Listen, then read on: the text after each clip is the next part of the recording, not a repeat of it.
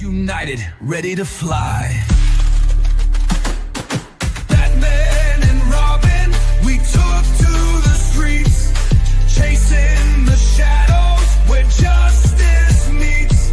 From Calgary to Ottawa, our fight never fades, taking down the villains in our own crusades. Whose street? Our street. Nazi scum off our streets. Southern Ontario, our battleground. Protests and rallies, the truth we found. Politicians, Antifa, our foes in the night. Gotham spirit in our hearts, the fight. Facing the darkness, we stood tall. In the name of justice, answering the call. With fire in our hearts, we took them down. In the streets of Canada, we wore the crown. Federal elections, the stakes were high. David Lynn's arrest, preaching in the sky. Church Street in the GTA, the scene was... Hey, you, what's up, Canada and beyond? It is Wednesday, October 29th. Welcome back, friends, family, prisoners, patriots, hostages, trolls, scammers, plotters, and spies and censors too. Had to add a few extras, and I'm going to explain in just a minute why I'm a few minutes late getting going here tonight, because some assholiness broke out. Just like 1 minute to going to live here tonight, but we are going to be in for a bumpy ride again tonight, guys. Oh, Canada. Oh, but wait, there's more from, we're going to be covering a lot of ground again here tonight. So settle in for an interesting bumpy ride. We're going to be covering Medicare and immigration scammers, the death culture versus tolerance culture. There's more for the Brookfield Files. Will he get busted? The Bank of Canada tells us Canada is cooked. It's not just adjusting, it's actually collapsing. Klaus Schwab issues a threat again. The alphabet soup mafia, just won the lottery, but sacrifice harder, baby. We're going to look at manufactured consent, how stupidity abounds, traps that keep you a slave, how to spot a fool in seconds, the Muslim Brotherhood plan. And remember, no country has a greater infestation of the Muslim Brotherhood than Canada. So we're going to be looking at some of the Canadian coup d'etat, where Trudeau's Liberals are, and this is something I've been saying for a very long time. Somebody else wrote about it, so we're going to be covering it, how Canada is a complete subsidiary of the U.S. Democratic Obama, Clinton, Biden regime, and we're just a clone knockoff. We're going to be talking about how Poles manufacture consent, and more. So yeah, it ain't pretty out there for Canada at the moment, but just before we get into the meat and potatoes of things, I'm going to have to switch screens for this for just a second, but bear with me. I'm going to show you guys the assholiness that I was just mentioning that broke out just a minute before showtime. On Rumble, guys, my account was cloned, and they're actually leaving messages on my account. So if you see anything from this what's _up_ Canada 1, report it. I haven't figured out yet how to report a profile on Rumble. If anybody knows how to do that, please, by all means, let me know. Send me an email, write it in the chat, whatever. But if you are on Rumble, I do hope you guys go over and smash this asshat before he gets too carried away. And then I'm going to show you guys what he's already spamming my platform with. So this was posted on, I guess it was Monday's show. He posted, in light of recent instability, things changing so fast, with banks closing, the economy on shaky ground, and people losing trust in the old system, it's smart to to start protecting your money now. Jake Claver is someone I trust because he understands the quantum financial system, QFS, XRPL, and the Sarah Jacera crap and the humanitarian project better than most. Blah, blah, blah, blah, blah, blah, blah. If you guys see any of this crap, please report that. And that kind of crap is completely intolerable to me. I cannot accept that. So, I had to, being as it only just happened just a minute before the show went live, I I couldn't leave it sit. I had to go and do something about it and introduce you guys all to this whoever this clown is. And yeah, yeah. So if you guys know how to use Rumble, please go and help me smash this clown before they go and rob some poor unsuspecting person with their bullshit and assholiness, right? So appreciate you guys for doing that. And so yeah, we're gonna get back into the rhythm of things where I usually start things off. All right, let me get this sorted out. Okay. Right. There we are. And something else strange happened yesterday, I guess it was. I wasn't sure if it was real, but we'll get into that in just a minute. As always, guys, get plugged in on Substack, whatsupcanada.substack.com. Sooner or later, everything that I cover, all of the links, documents, receipts, graphics, PDFs, whatever I cover on a show, sooner or later, it makes it over to Substack, where I can give you guys an all-inclusive use support at rumble.com. Excellent. Thank you for that, Carly. Let me pull that up here for folks. Thank you. Thank you. Support at rumble.com. That kind of predatory crap. Andre says you've been unable to find me on Rumble. Well, that's unfortunate. It's pretty simple, actually. It's just at What's Up Canada. I'm pretty sure if you type that, because that's what it, like completely branded handle on Rumble. But I'll drop a link in the chat for you as well here on that note, Andre. And it's important for us to get plugged in on other platforms because they are absolutely incessant about smashing this community and platform wherever they can, right? And this is why I cover my butt and share everything that I do with everybody on Substack here, as well as exactly why I built whatsupcanada.org. You can at least find your way. No, I don't think I have an old account. Everything is What's Up Canada here on Rumble. But yeah, there's an underscore one that's copying me. Substack is always the same. But yeah, you can get plugged to Substack here from my website, whatsupcanada.org. You can get plugged into Bryce over at New World Precious Metal, who I'm looking forward to chatting with and catching up on Friday because it's been crazy in the markets. And of course, switch with Wayne Army. And I got a message from the lady that, the angel that looks after that for me. And I want to remind folks, if you want to click the boxes and join the team, it's a phenomenal thing. But here's the catch. It's real. And there's real people behind this. When you fill in the blanks and say, yeah, we want to hear from you, we want to join the team, somebody's going to reach out to you, a real person, right? And so if you do get a call or a text from somebody that you don't know, please respond to that because they're really there to help us all. And it's just something that personally drives me mental.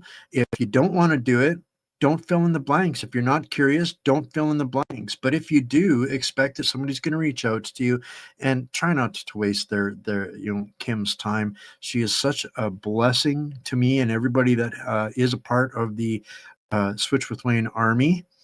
Uh, oh, what's on the menu tonight? It is going to be a box of chocolates. I'm kind of been working in some new tools as I go here, where, at the beginning of the show, I try to put out, share lately, and you guess some of you guys may have noticed some of the high points or Cole's notes of the stuff that I'm covering, but it is like a box of chocolates. You never know what you're going to get around here, that's for sure. But there's probably, if you can handle my ramblings and rantings and ravings, I guarantee you will find some gold nuggets and valuable information, and you will also have what I think is the best community going anywhere online. So buckle up as we're going to get going here, guys. I've got my trash can full of coffee and my super juice from the Switch with Wayne Army, of course. Never go anywhere without it. Literally, I don't go anywhere without it. It's in my backpack when I fly or go anywhere. I've always got a backup supply of it. My life, it's been one of those life-changing things, getting my regular vitamins and electrolytes, because I have this serious aversion to water for some reason, and I've always had that. Couldn't stand water at any point in my life, so that's one of the reasons why I drink so much coffee. But this has been a lifesaver for me, and I'm sure that there's a stuff in there that'll be a lifesaver to you. One of the things, there's actually, I'm going to be bringing up in the next couple of days, I guess, on magnesium, which is another one of those things that is life changing once you know. And we've got some of the best, right? So, all right. I'm going to start with, of course, I've got a little comedy clip coming up, but something weird happened. I've been telling people for a long time that I was permanently banned from YouTube, and to the best of my knowledge, I was. And I had filed some appeals on it, 6 or 9 months ago, I guess, already, out even thinking about it, because I was pissed. I didn't really stream to YouTube anymore, but I was still able to get it on podcasts on Apple through Substack. So Substack would publish my show, my podcast, to YouTube Live, and YouTube Live would put it up on iTunes. And so that was kind of my back door. They wouldn't let me stream there anymore, but they cut it off about a year ago, until day before yesterday. And all of a sudden, ta-da! What's Up Canada is back on YouTube. The last couple of shows made it up there, but as you can see, it was like 11 months ago, the last time I was able to get a stream up onto YouTube. So I'm going to put a link in the chat. Not that I really, and again, I don't support or endorse YouTube, but, and I never did use YouTube as a business plan or strategy. For me, it was always only ever about reaching people, developing community, and getting people, relevant, valid information. And that's that's why I depend on you guys so much. You guys keep me in the fight, through your donations at places like donate at whatsupcanada.org, and buying me a coffee. I make a few pennies on some of the stuff on Switch with Wayne. It's not, I don't get paid to advertise them. I am a part of the team, and that's how it works. So I am a lousy businessman because I don't think about the money, right? It's just something that is a part of what I do here. So I'm going to put it in the chats for folks, because I know that more people have YouTube channels than have any other kind of uh, channels. I've seen some comments here. Facebook is censoring. Even X, I've been noticing on X the last couple of days, my feed is just full of lefty crap. Getting a lot of lefty crap on my Facebook feed as well. And Facebook Facebook's kind of dead to me. I don't do anything on Facebook. I'll share some odd memes, some odd posts, but uh, it's become just rampant with too much horse pucky, for lack of a better word for it. And I find it soul sucking. And I cannot afford the mental bandwidth or headspace to deal with that kind of crap. So for me, it's self preservation. Hey, Leo, looks like you got a. Oh, you found me over on YouTube. That's what it is. It's been so long since I saw a comment from YouTube. I see the little YouTube logo in there. That's awesome. Yeah, help me get it out there wherever you can. Thanks for tuning in. Make sure you smash the thumbs up button. If you're new here, if you hang out long enough, you'll meet some great people and probably find some great gold nuggets. It won't let you sub, Leo. Imagine that. Um, yeah, I'll have to check into that. It's telling me I'm getting new subscribers. Maybe it's just you they don't like, Leo.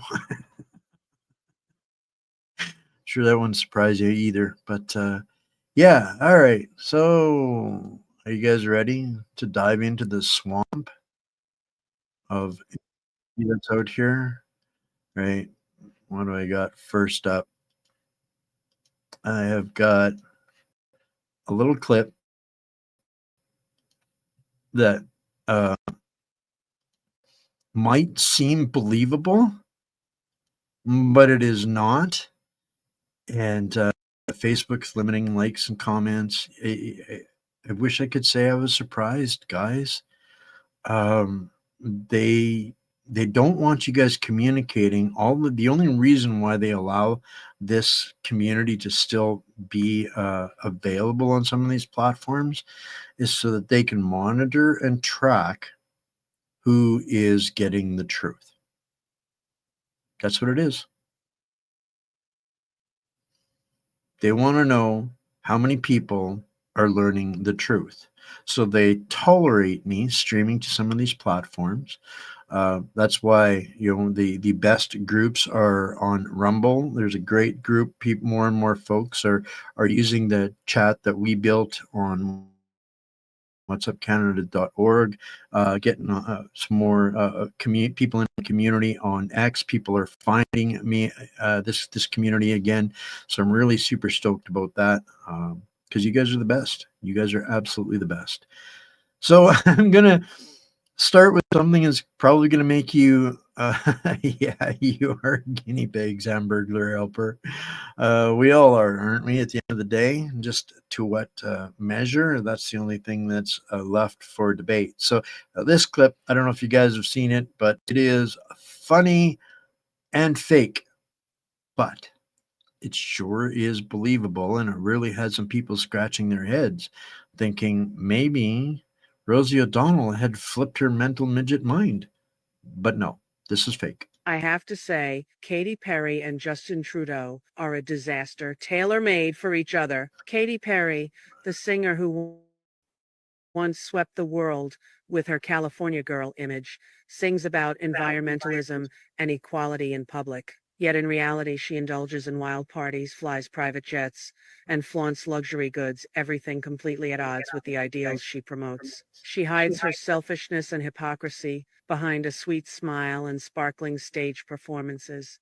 Every time I see her, I think, this is the pathology of modern celebrities, glamorous on the outside, hollow within. And Justin, the so-called rising hope of Canadian politics, is nothing more than a masterful actor. He smiles for the media, pats children on the shoulder, and pretends to be approachable and caring, yet his policies quietly make life harder for ordinary Canadians. His handling of truckers, energy policy, and economic issues at every step raises serious doubts about his sincerity and competence.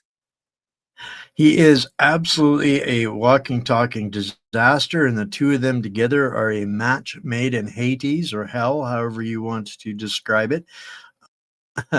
But I thought that was still kind of funny because they are too both a pair of matching disasters, and I don't think that they're getting the amount of fan gaga drool shit that they were hoping to achieve, right? So, yeah. And the next one is kind of a little bit more serious, but one of those things that you cannot help. You have to laugh, or you'll just want to go and throw yourself off a cliff, right? So, check this one out. You wake up in a house you're taxed to own. You buy a morning coffee and you're taxed. You drive to work in a car that's taxed. On roads that are taxed. Fueled by gas that's taxed. You arrive to work in a company that's taxed. In offices that are taxed. To receive a paycheck that is taxed. Then you spend your money, tax. You invest it, tax. You start making more money, more tax. Oh, and when you die, they'll tax you one last time. The game is rigged. Learn the rules or pay the price. You wake up. Is there anything? There's not a word of that isn't 100% accurate. Now, is there? We are nothing but tax mules and tax slaves for the syndicate masquerading as a governance. And to that end, the Bank of Canada comes out with a statement saying that Canadians must accept a lowered standard of living. Unfortunately, ideology has been driving investment decisions, ensuring we don't harness what makes us rich, our natural resources. You know, manufacturing nations are wealthy nations. We stopped manufacturing anything a long time ago and lived off of resources and energy. And now that those have been cut off at the knees, we have no ability to manufacture anything. We have no ability to diversify our interests as a nation. And their solution is And super harder, unfortunately, baby. what that means is that unless something else changes, our incomes will be lower than they otherwise would have been. They're gonna they'll grow, but they'll grow along a low. This was the old path. Now there's a new path, which is below the old path. There are things the country can do to try to bend that curve up, but those aren't things monetary policy can do. These are more structural changes. I mean, fundamentally, as a senior deputy governor is hammered many times, we need to get our productivity growth up. And if we can do that as a country, we can bend that curve up. So, I mean, I think what's most concerning is that unless we change some other things, our standard of living as a country, Canadians, is going to be lower than it otherwise would have been. So going from like third or fourth for standard of living in G7, G20 down to the bottom of the pile of living in the G7 or G20. Now they're telling us the only solution is to more sacrifice. Sorry, guys. I don't know if you guys heard that or not, but I was just reminded that now I've got another chat group that I have to watch. And so we're actually streaming on YouTube. It's been so long since I had to do that. So awesome. There's some folks that have jumped on over there. This is going to take some getting used to. I can't tell how many people are here, getting some new ones, some faces I don't remember, but welcome to the community. I hope you enjoy the turbulence because that's what you're going to get around here, right?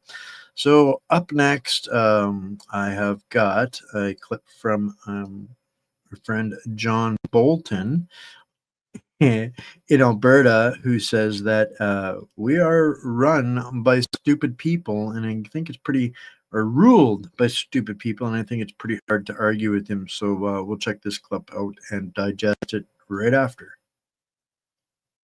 He too has a giant trash can full of caffeine, so we've already got that in common.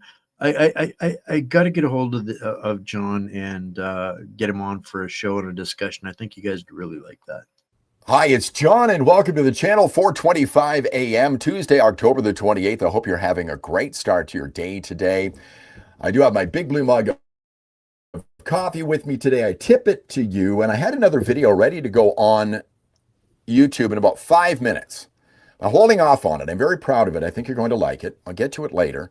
But I wanted to weigh in on the continuing saga of Doug Ford in the Ronald Reagan ad campaign and how Mark Carney may be involved. I've got a bit of a different perspective, I think, on this one. I don't think this is any surprise to you, but we're being ruled over by stupid people. You know that. Plato said those people who say they are too smart to be engaged in politics are ruled over by people who are too dumb. And folks, there's a lot of dumb going on here. You have to look at it this way. Somebody in Doug Ford's office, some underling, saw this 1987 video of Ronald Reagan. It went all the way up the chain of command. It got to Doug Ford, and he said, yeah, let's create a video out of this. We'll allocate the funds. We'll run it in the United States of America. He ran it through his good buddy Mark Carney, who said it was absolutely fine to run this ad. Now, I initially thought that, and I said this in a video previous, that Doug Ford was poking the bear, that he was simply doing this because he wanted to be malicious, because he's very critical of Donald Trump. I think in many ways he should be critical of him. He's got that right. But I also thought he's been rather insulting of Donald Trump as well. But nowhere along the line did anybody, right up to Mark Carney's office, say, no, this is not a really good idea. There's a guy named Robert J. Hanlon. He's a writer and a professor, and there's an adage named after him called Hanlon's razor, and it goes this way: never attribute to malice that which can be explained by stupidity. All right, and there's a lot of stupidity going on here. So here is Rob Ford admitting that he ran this through his good buddy Mark Carney, and Carney was just fine with it.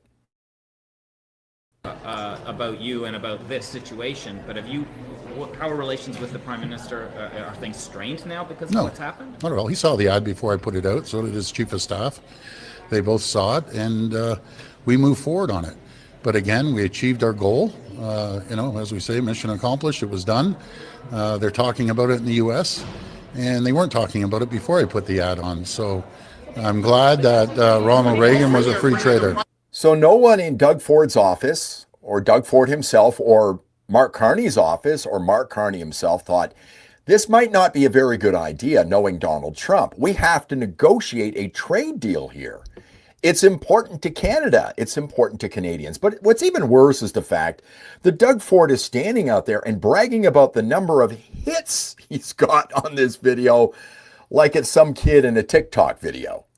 And that's the message we have to the American people. And we're the third largest trading partner in the world, Ontario is. And I wanted to get the message out there. We achieved our goal, and now we paused it. We didn't have to spend the $75 million I thought we would, a fraction of that, and I'll get the numbers for you shortly. But what we did, we ended up with earned media of anywhere from 300 to 400 million people and impressions. We call them views for the people at home. But I was getting constituents calling me, saying their relatives in India saw it, in Italy, Portugal, Scotland. My niece in UK said it was running all over, and every outlet in the US. So we achieved our goal, and now we put it on pause. Have you talked to them? You got to hand it to Ford. He certainly has got his money's worth from this ad campaign. Lots of people have seen it, but it's not having the desired effect. To the contrary. And there's a harsh reality coming that I'm going to talk about in just a moment for Doug Ford. He goes on to talk about all the friends that he spoke to, some of them not on the same side of the political spectrum as him. And he mentions my Premier Danielle Smith. My champion, Wab Canoe.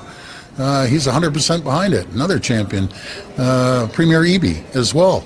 So these are the premiers, total different political stripes than I am, but we're all sticking together. And I went right across the country and spoke to every single premier. Danielle Smith doesn't like the ads, though. Well, sure enough. Yeah, well, of course, Danielle Smith doesn't like the ads because she's not getting her auto annihilated, her manufacturing, her steel, her life science sector. She has a commodity called oil that the Americans need and want.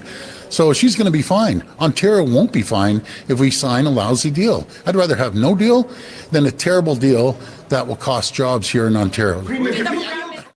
Danielle Smith doesn't like the ads because she's not getting her auto annihilated or her steel or aluminum. Danielle Smith doesn't like the ads because she realizes how stupid they are. She understands what's going on here, and she realizes that this stupid ad campaign wasn't going to do any good. To the contrary. And what Doug Ford, this stupid man that you've seen on the screen here, doesn't understand is Alberta is going to sell its oil to the United States because you can't move our oil fields into the United States. But Doug, you can move your auto sector into the United States. It's going piece by piece. Donald Trump still got more than 3 years to go. And all you're doing is being stupid. I said he was being malicious. No, this is stupidity to the nth degree. Because what has this accomplished, Doug? It's accomplished this.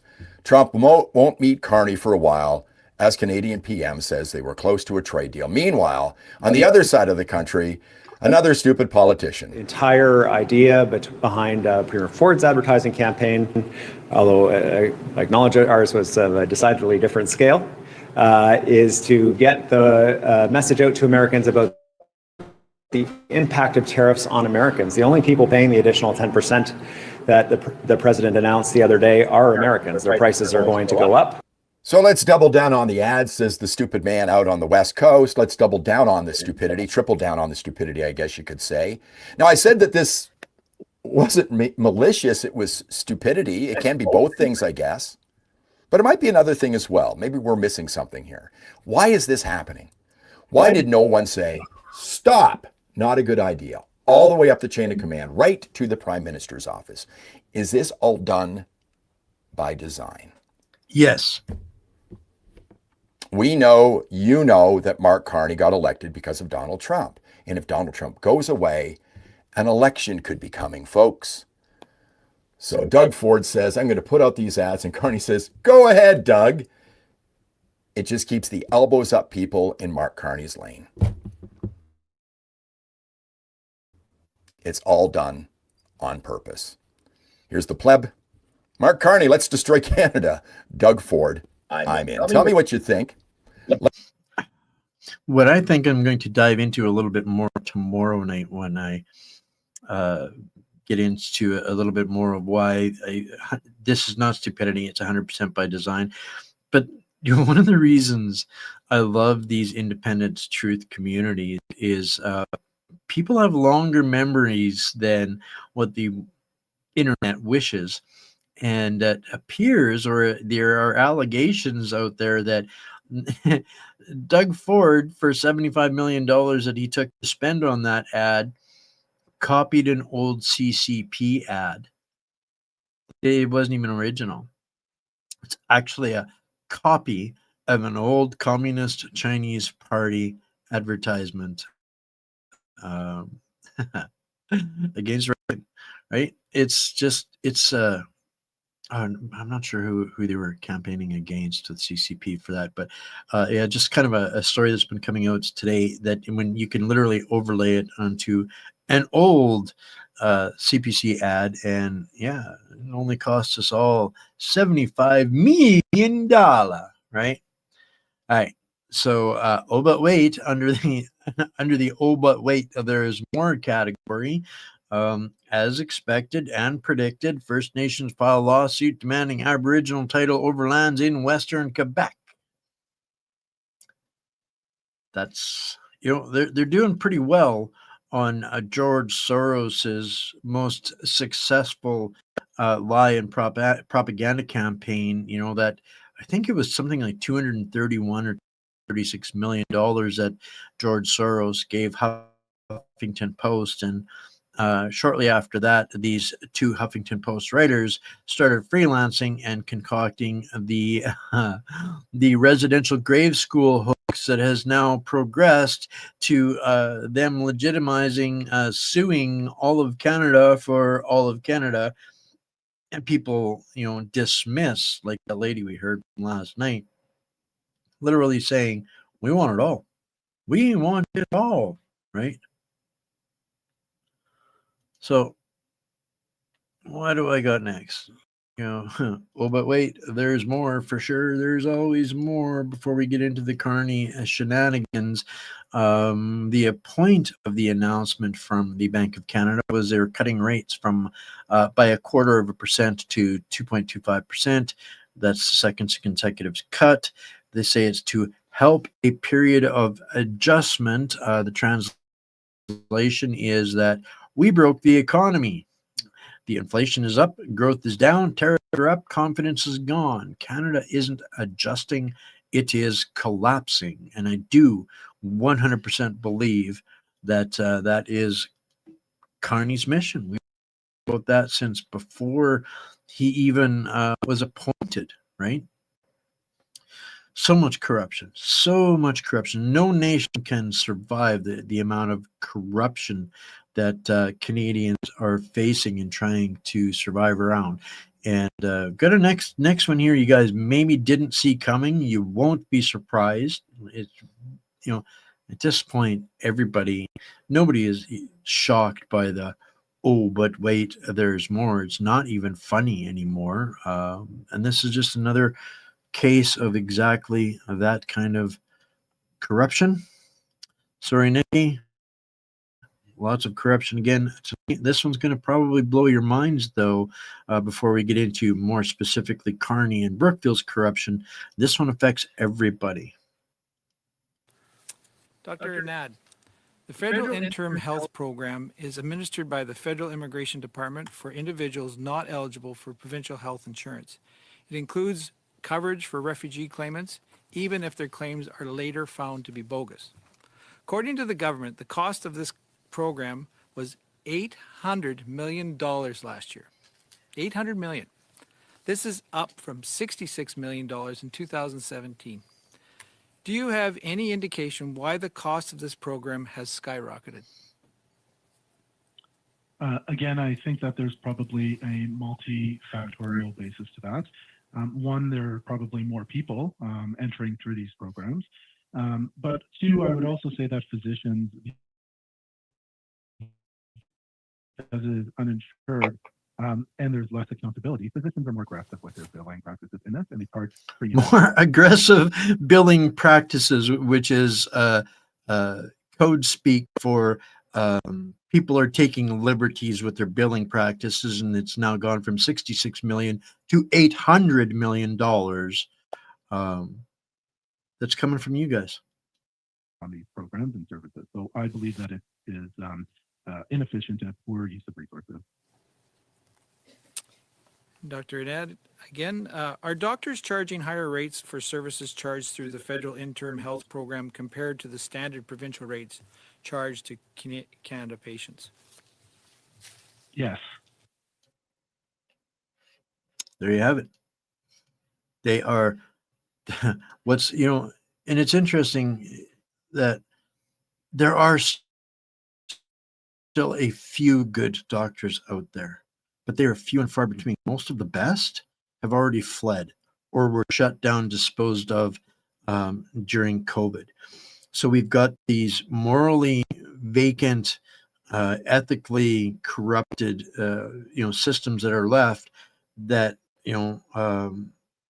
get paid extra, are able to bill extra.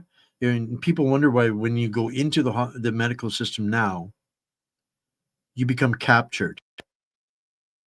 And before, like the simplest of things, and I had a really great conversation with somebody that's just in the process of that, 200 tests in the last 3 months to ultimately go back to something that could be looked after at home, was not weird. The testing in the medical system was a far greater detriment to the individual than anything that they couldn't even diagnose, right? So the system is a system that is built on manufacturing crisis and profits. And many of them are just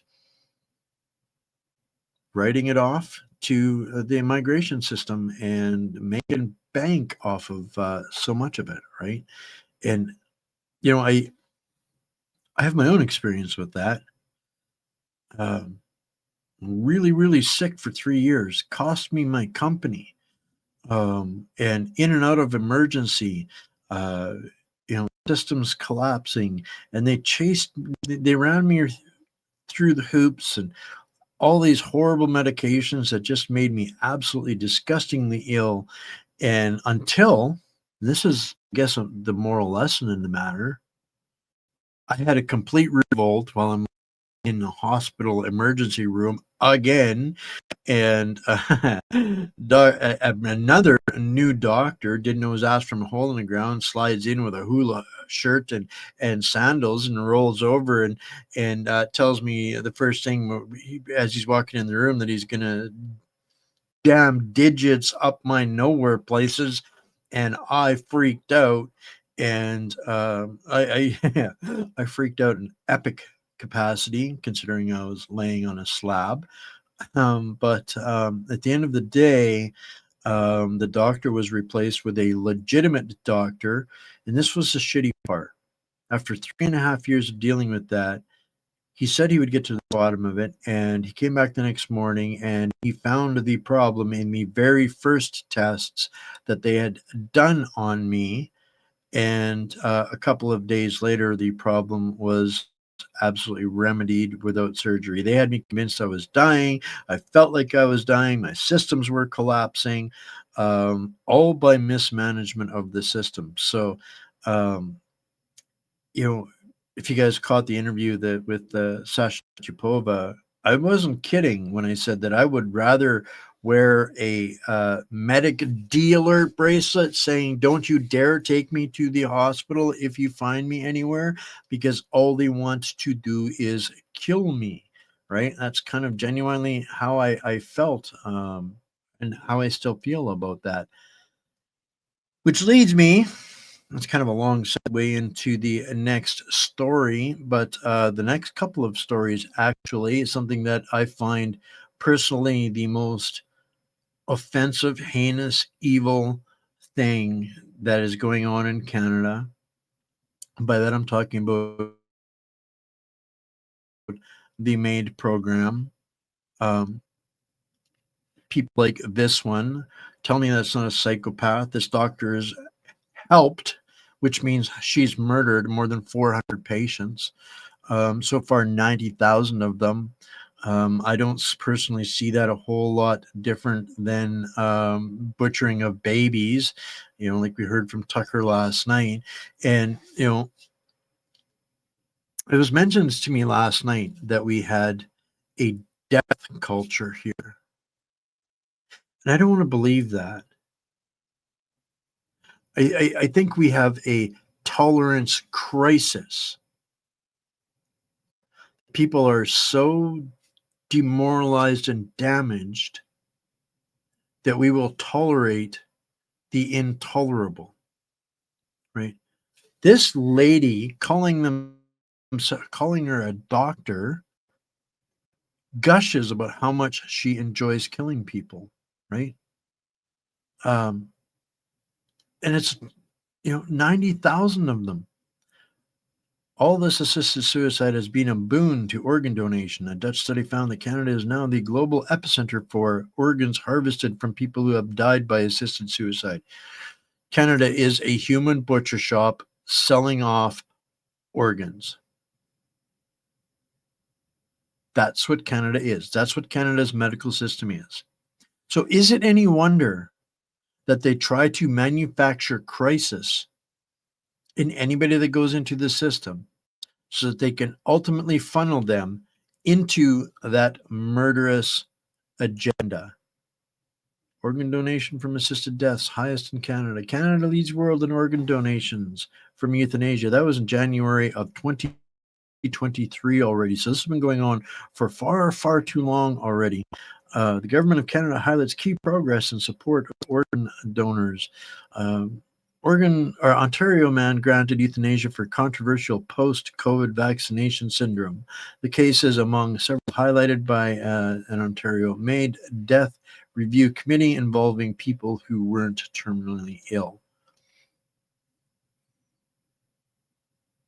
What that translates to, ladies and gentlemen, is worse than these so-called holocausts in Germany. Certainly no better. We have no moral high ground over that. When murder is legalized and becomes a form of commerce, that does not replace manufacturing, oil, gas, resources, mining, energy. But that is how this liberal death cult sees Canada. You don't think you think I'm being hyperbolic? I've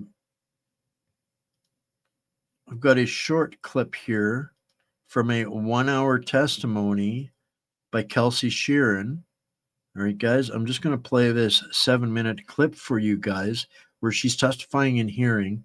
They tried to corner her, tried to make her look crazy, and she basically unloaded on the government for its disgraceful failure in that they're continuously offering MAID to war veterans, right? I'll see if I can find the link to the entire interview for the Substack, but at least Kelsey is fighting back and Rebel at least is covering it.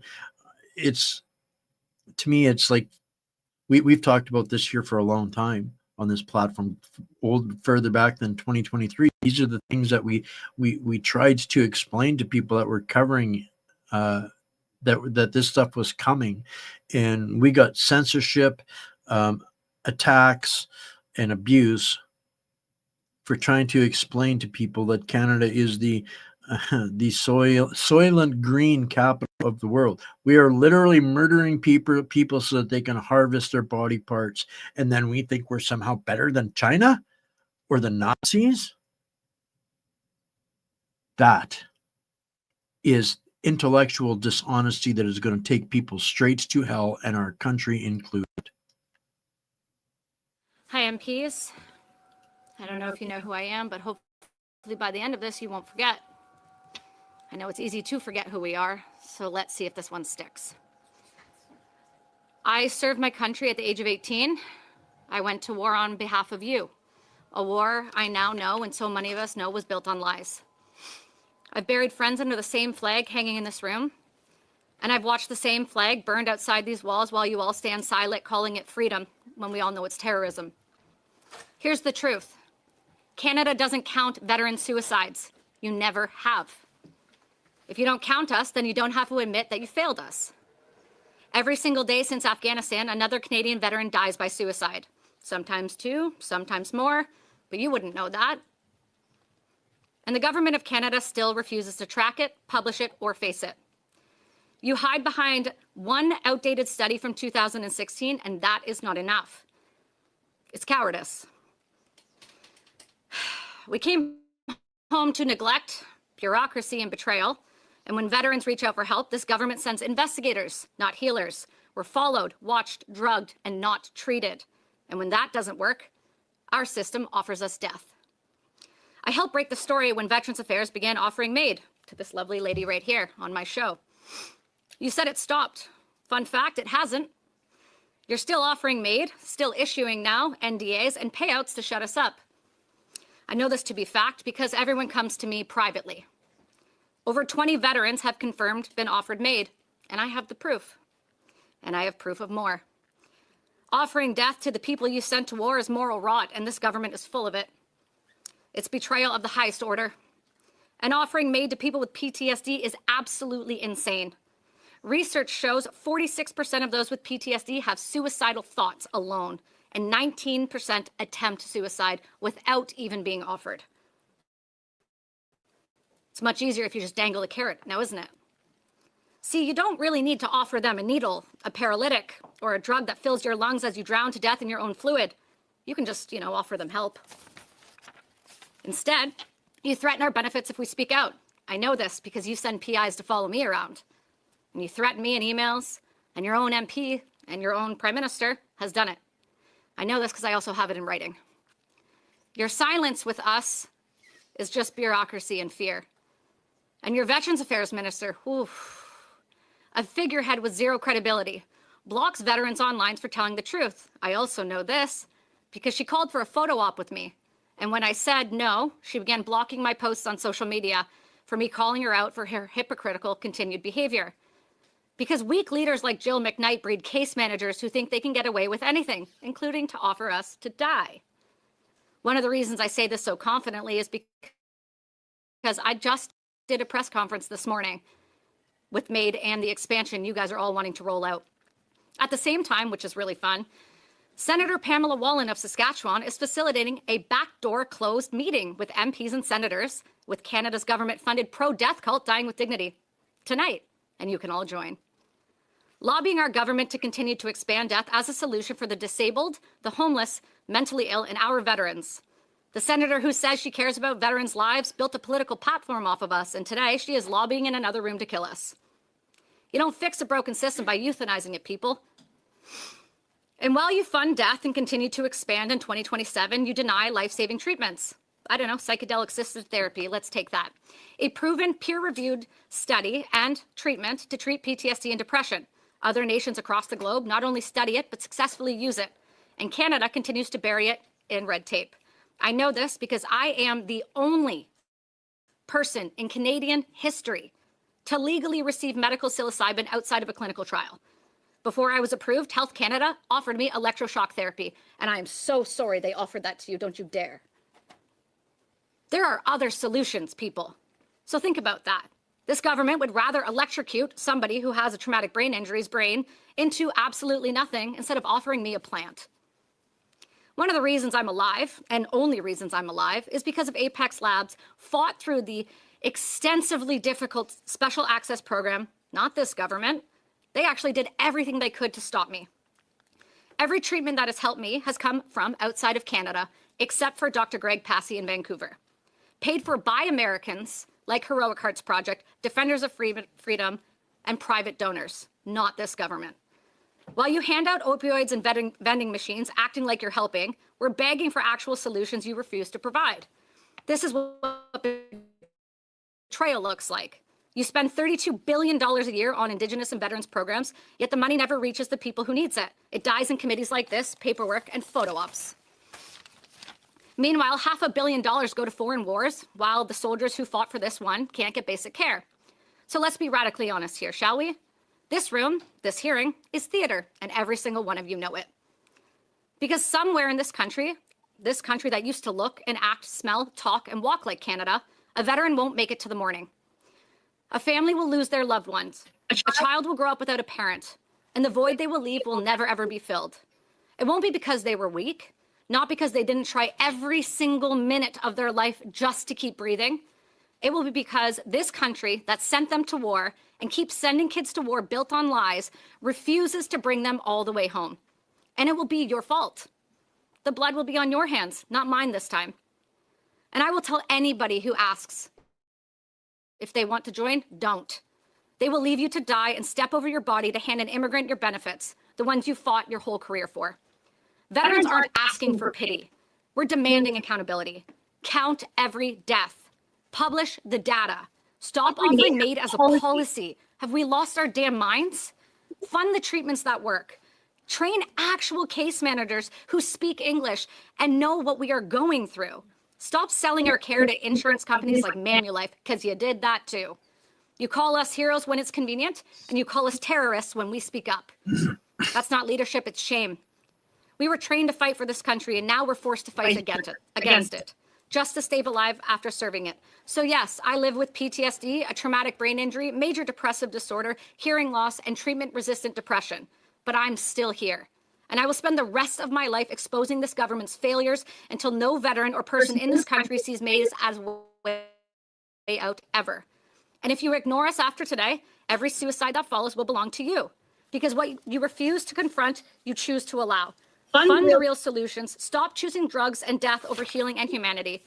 We have a saying in the military: we never leave anyone ever behind. It's time this government starts living by that. Thank you. I want to play the last bit again. That's not leadership, it's shame. We were trained to fight for this country, and now we're forced to fight against it. just to stay alive after serving it. So yes, I live with PTSD, a traumatic brain injury, major depressive disorder, hearing loss, and treatment-resistant depression. But I'm still here. And I will spend the rest of my life exposing this government's failures until no veteran or person in this country sees Maze as way out ever. And if you ignore us after today, every suicide that follows will belong to you. Because what you refuse to confront, you choose to allow.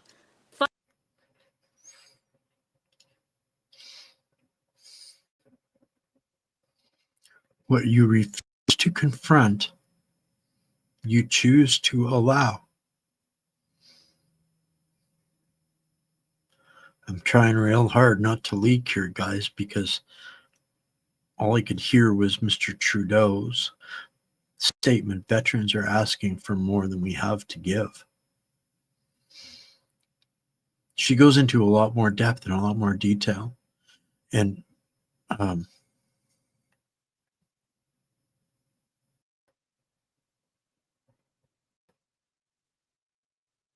that's the tolerance crisis that we have here.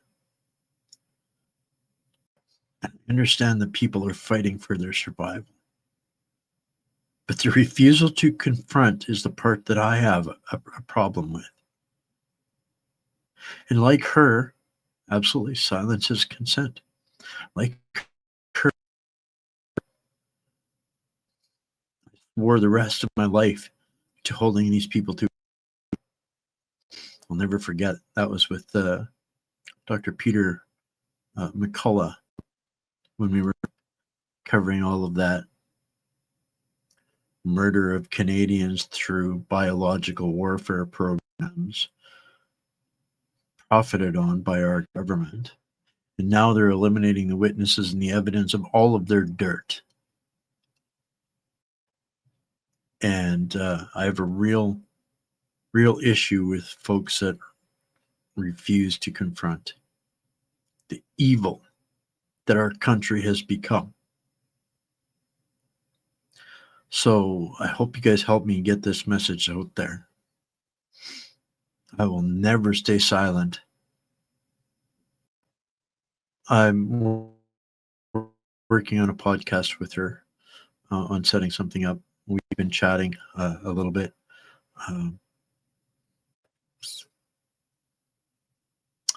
But this is, you guys heard it from Bruce at Brookfield the other night. Create the problems so they can provide the solutions that they're after. Create the environment, and they've got the people on the ground to create said environments so they could create the profit margins that they're interested in, right? Veterans don't get no help, but Brookfield gets an $80 billion nuclear contract with America. That, and we'll get into some of that here a little bit later on, that is not leadership. That is not leadership. That is an absolutely murderous, genocidal regime that has captured our country. And this is an interesting quote from Noam Chomsky. That's the standard technique of privatization. Defund, make sure things don't work, people get angry, you hand it over to private capital. Wash, rinse, repeat on the capture of Canada and Brookfield making bank.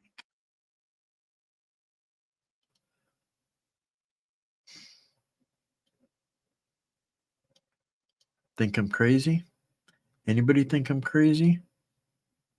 Thinking that Brookfield is involved in butchering and killing and profiting off of the death of Canadians? Driving people into that system? This is from the House of Commons. This is going to be shocking to some. Speaker, Canadians donate their blood to save lives here at home.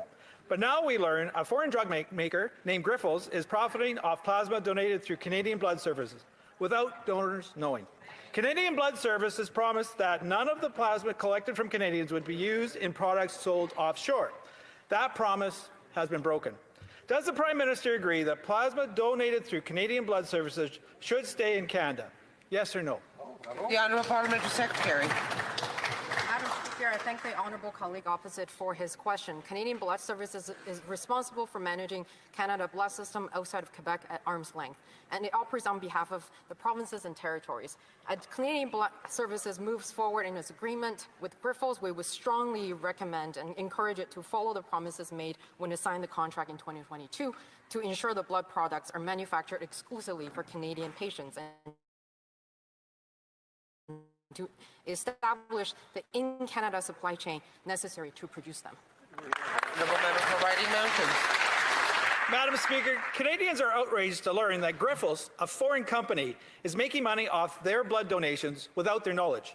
But the Prime Minister isn't outraged, and we know why. That's because Brookfield has been aggressively working to buy Grifols over the last year, including while the Prime Minister was chair of Brookfield. Canadian blood donations should save lives in Canada, not line the pockets of foreign companies or the Prime Minister. If Brookfield buys Grifols, how much money will the Prime Minister make? The Honourable Parliamentary Secretary. Madam Speaker, as I had mentioned, Canada Blood Services is responsible for managing Canada Blood System outside of Quebec at arm's length, and it operates on behalf of the provinces and territory. As Canadian Blood Services moves forward in its agreement with Grifols, we would strongly encourage it to follow the promises made when it signed the contract in 2022. Thank you. My question is very simple, a yes or no question. Can the Liberals confirm if Canadian Blood Services is currently honouring their commitment that all products made from their blood donations would stay in Canada? Yes or no? The Honourable Parliamentary Secretary to the Minister of Health. Mr. Speaker, while the Conservatives try to spread misinformation, the reality is very different. First, Canadian Blood Services manages Canada's blood supply outside of Quebec independently at arm's length from the federal government. HEMA Quebec operates the same way within Quebec. Both work with the provinces and territories, which in turn determines how plasma is collected in their jurisdictions, including the role of paid plasma collection. Health Canada is only involved in the regulation of the safety of blood plasma collection and products made from blood and plasma. It has no role in the day-to-day operation of Canadian Blood Services, no matter what. All very well aware, Canadian Blood Services has stated time and again that it doesn't sell the blood or plasma it collects from Canadians. For the Conservatives to simply to imply otherwise will only spread misinformation and fear at a time when our provincial and territorial partners are working hard to increase their blood and plasma supply. Lastly, Canadian Blood Services have made it very clear that it is selling a waste byproduct called albumin to Grifols. Canadian Blood Services has stated publicly and repeatedly that Canada already has sufficient albumin for the needs of Canadians and is therefore allowing Grifols to sell excess albumin. What this means for Canadians is that Grifols is taking albumin, again, a waste byproduct, sending it to a manufacturing facility outside of Canada and turning it into life-saving plasma, which Canadian Blood Services then buys back at a significantly reduced rate, increasing the Canadian blood supply. In fact, due to agreements like this, Grifols is opening the very first manufacturing. She's bold-faced lying and trying to justify the lie while she's condemning the Conservative as conspiracy theories. Sending it out of the country to get it turned into some other mumbo-jumbo and sent back for a discount.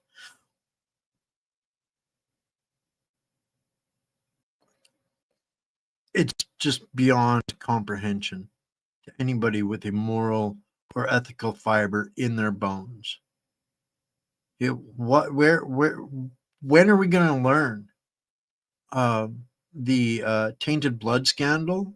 You guys remember that, where Bill Clinton was knowingly selling AIDS-ridden blood that they were gathering in the prisons to Canada that was killing people up here. That was Harper and Bill Clinton that were involved in that time frame. Yeah, and they're doing it again, folks. We are an animal farm to the establishment. Facility in Canada for plasma products in Ville-Saint-Laurent, Montreal, that will establish Canada's very first end-to-end domestic blood supply chain. To state this clearly, Canadian Blood Services is not selling Canadian blood overseas. It is working to increase our blood supply. Selling of excess waste products has no impact on Canada's blood supply. Canadians can rest assured that if they have donated plasma to Canadian Blood Services or Heme of Quebec, it is being used exclusively to make products for Canadians, and these products are not being sold abroad. Thank you. The member She's for Writing proud of Mountain. herself. Do you see her smiling when she sits down there? She delivered her programmed lines to a T in her mind. Mr. Speaker, the member did not answer my question. Surely, Health Canada would know this. So is Canadian Blood Services currently honoring their commitment that all products made from their blood donations would stay in Canada? Yes or no, No. Mr. Speaker? Secretary to the Minister of Health. Again, Mr. Speaker, the reality is far different from the complicated misinformation the Conservatives would have Canadians Claim it's misinformation. Oh, man. Oh, man. believe. Canadian Blood Services operates at arm's length from the And she's trying to not laugh. How evil is this serpent? federal government and is working to increase the supply of blood and plasma for Canadians. We will encourage Canadian Blood Services to make sure that Canada's blood supply is always there for Canadians, and there's no evidence to suggest that it is not working in the best interest of Canadians. It is disappointing that Conservatives would try to discourage Canadians from donating blood to Canadian Blood Services. Elbows up, folks, because this is what it gets you, right? That was from Dan Mazer, who posted that.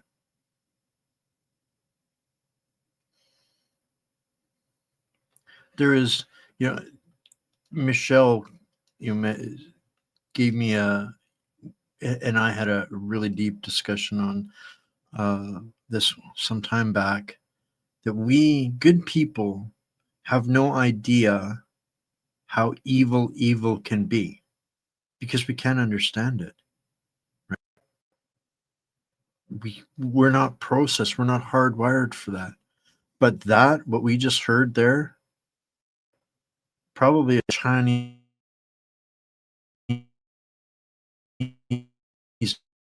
national, and on that one, I don't think you're off on that at all.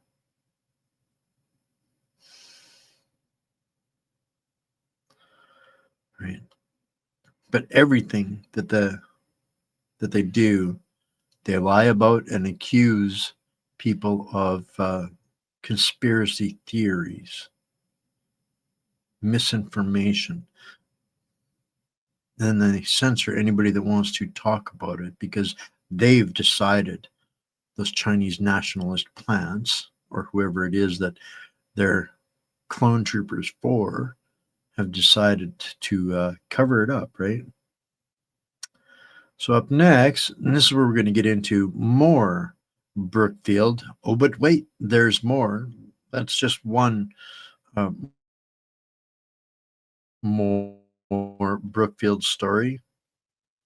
I promised you guys a bumpy ride. Here is some more from Sam Cooper on Brookfield corruption. Cooper. Mr. Barrett, go ahead, please. Your reporting notes that Brookfield maintained over $3 billion in politically sensitive investments connected to China. We've got Michael Barrett and Michael Cooper and Sam Cooper. We've got a pile of Brookfield corruption and some good news that's going to go with it. And its state-linked real estate and energy companies. Can you explain how Prime Minister Carney's role in Brookfield's ties to the regime in China? Sure, I'll go off memory of my own reporting. Thinking of that story, which I wrote in the lead up to the federal election, I researched into. I noted that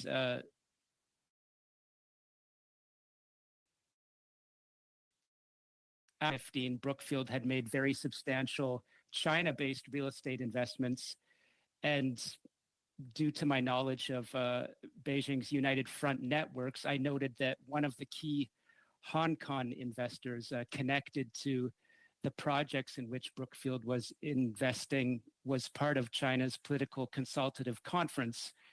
That was important to me because the Central Intelligence Agency notes that people on that high-level Chinese communist entity are involved, the CIA says, in Beijing's sort of global United Front networks. That's how the Chinese Communist Party brings influential people together. So I noted in my reporting that for Brookfield to get access to that same type of investment project on a major real estate deal in China, together with a very elite Hong Kong real estate tycoon, certainly in my learned opinion, it would take a special kind of access to get that kind of deal. So then tracking forward through when Prime Minister Carney joins Brookfield, in the surrounding years, I noted that the real estate market in China had plummeted. At some point, Brookfield needed to secure some, let's call it sort of a re-injection of capital, and it turned out that it emerged that the Bank of China, as others have reported, was involved in bridging some capital to reinfuse that deal in China's troubled real estate market. So stepping back from that, I noted that people in Mr. Carney's position in Brookfield's, Mr. Carney also traveling to China to meet with senior Communist Party officials around the timing of the Bank of China, assisting Brookfield with their real estate investment. That would certainly, in my mind, raise, the questions around access and influence. Mr. Carney was the chair at Brookfield during that time. Then he enters public office. You talk about his ties, relationships with the regime in China. Is there any evidence to suggest that those ties have been maintained since he's entered elected office? Well, in my research focusing on Brookfield, which is the nature already in previous testimony, I heard Brookfield and Mr. Carney's 103 potential investment vulnerabilities come up. Look, my work is based on open source investigations, and Mr. Carney, I noted in the timeline back to his days with the Bank of England, had worked on establishing a special relationship between the Bank of England and the Bank of China, and which is, of course, controlled by the Chinese Communist Party in terms of global monetary systems. So I felt that was important as a researcher. Through the years, Mr. Carney, when he joins Brookfield, prior to entering politics, repeatedly travels to Beijing and meets with senior officials, including President Xi Jinping. And I noted that for business persons at that time of Mr. Carney's stature to appear with Xi Jinping, again, as China's economy is in need of foreign investment, and while investments into China are becoming more dangerous in the view of some Western capitalists, having Mr. Carney be in those meetings, I do think is important. And you could say fairly is beneficial to Xi Jinping, as it would be beneficial to Mark Carney, the business person, in his time at Brookfield. So when we enter Mr. Carney's race to become the Liberal nominee for Prime Minister, I did note that as the Globe and Mail broke the story that Mr. Carney met with an entity called the Jiangsu Chamber of Commerce in Toronto, I was very aware already that that Commerce Department had overt ties to the United Front Work Department, and indeed politically connected Canadians are honorary chairs with that entity. So I do think there's much reporting that hasn't come out on exactly what the Jiangsu Chamber of Commerce is and what Mr. Carney's meeting, which he denied at first, as you know, he denied elements of the Globe and Mail's reporting. So there's controversy around what really happened in that meeting. Unfortunately, I'm out of time. I appreciate your answers.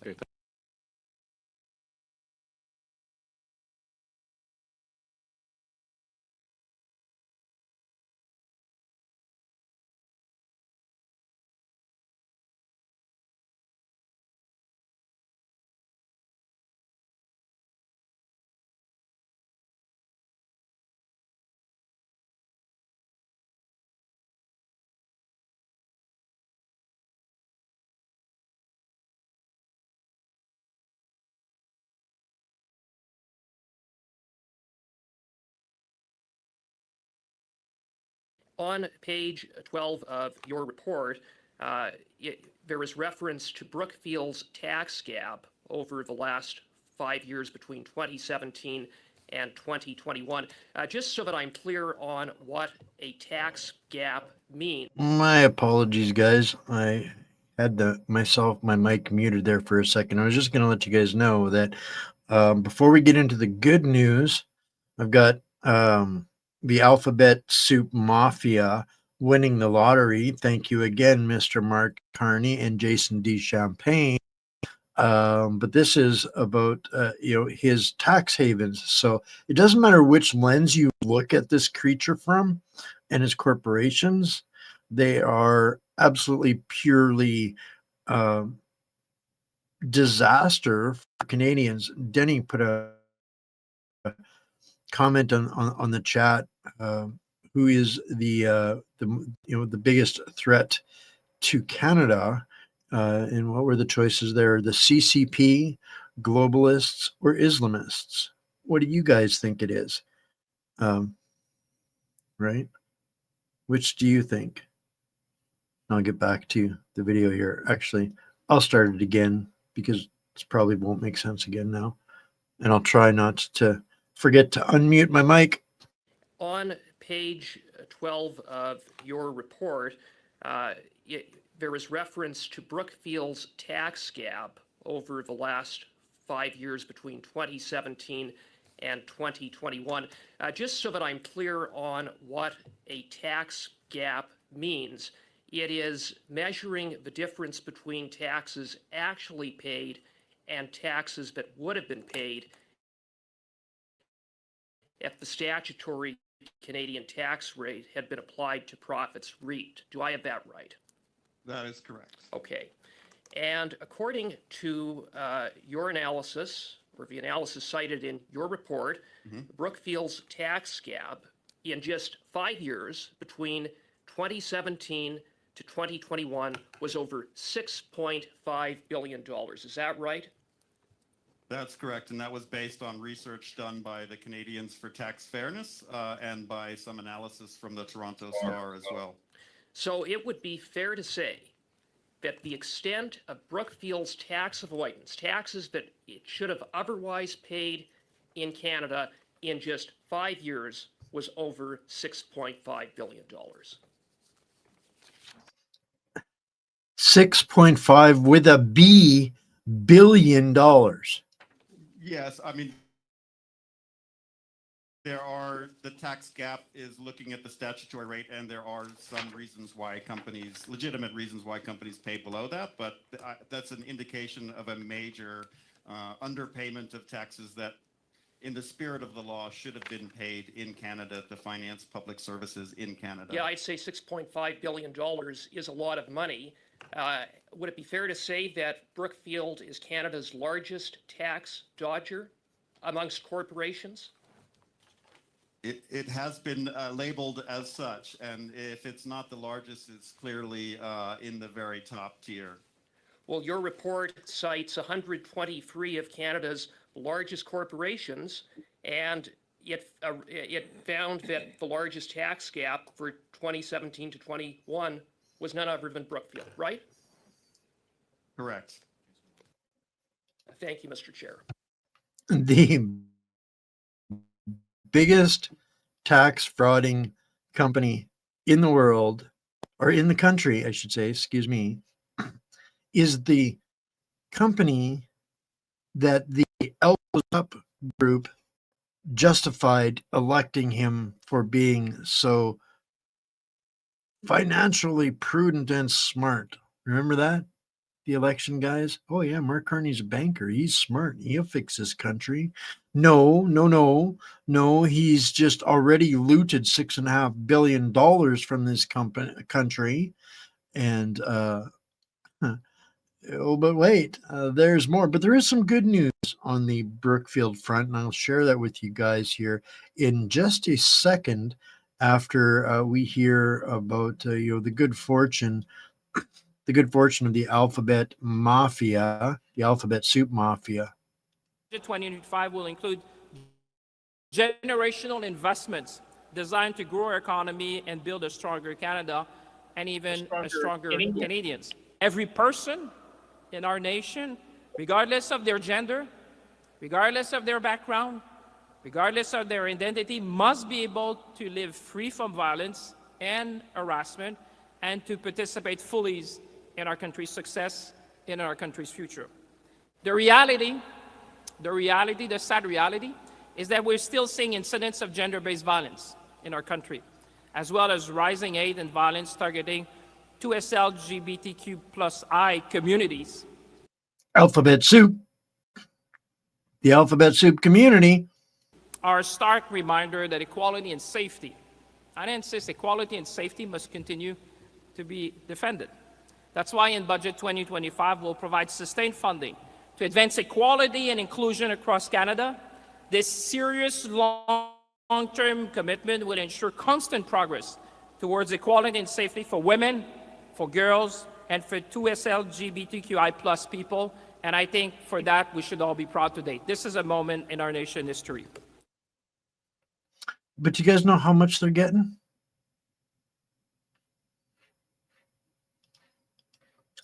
Another $660 million.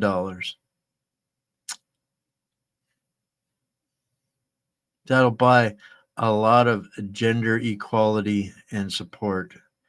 Thank you, Mr. Carney and Mr. Champlain, for the precursor of what is going to be in the budget that is such, absolutely absurdity.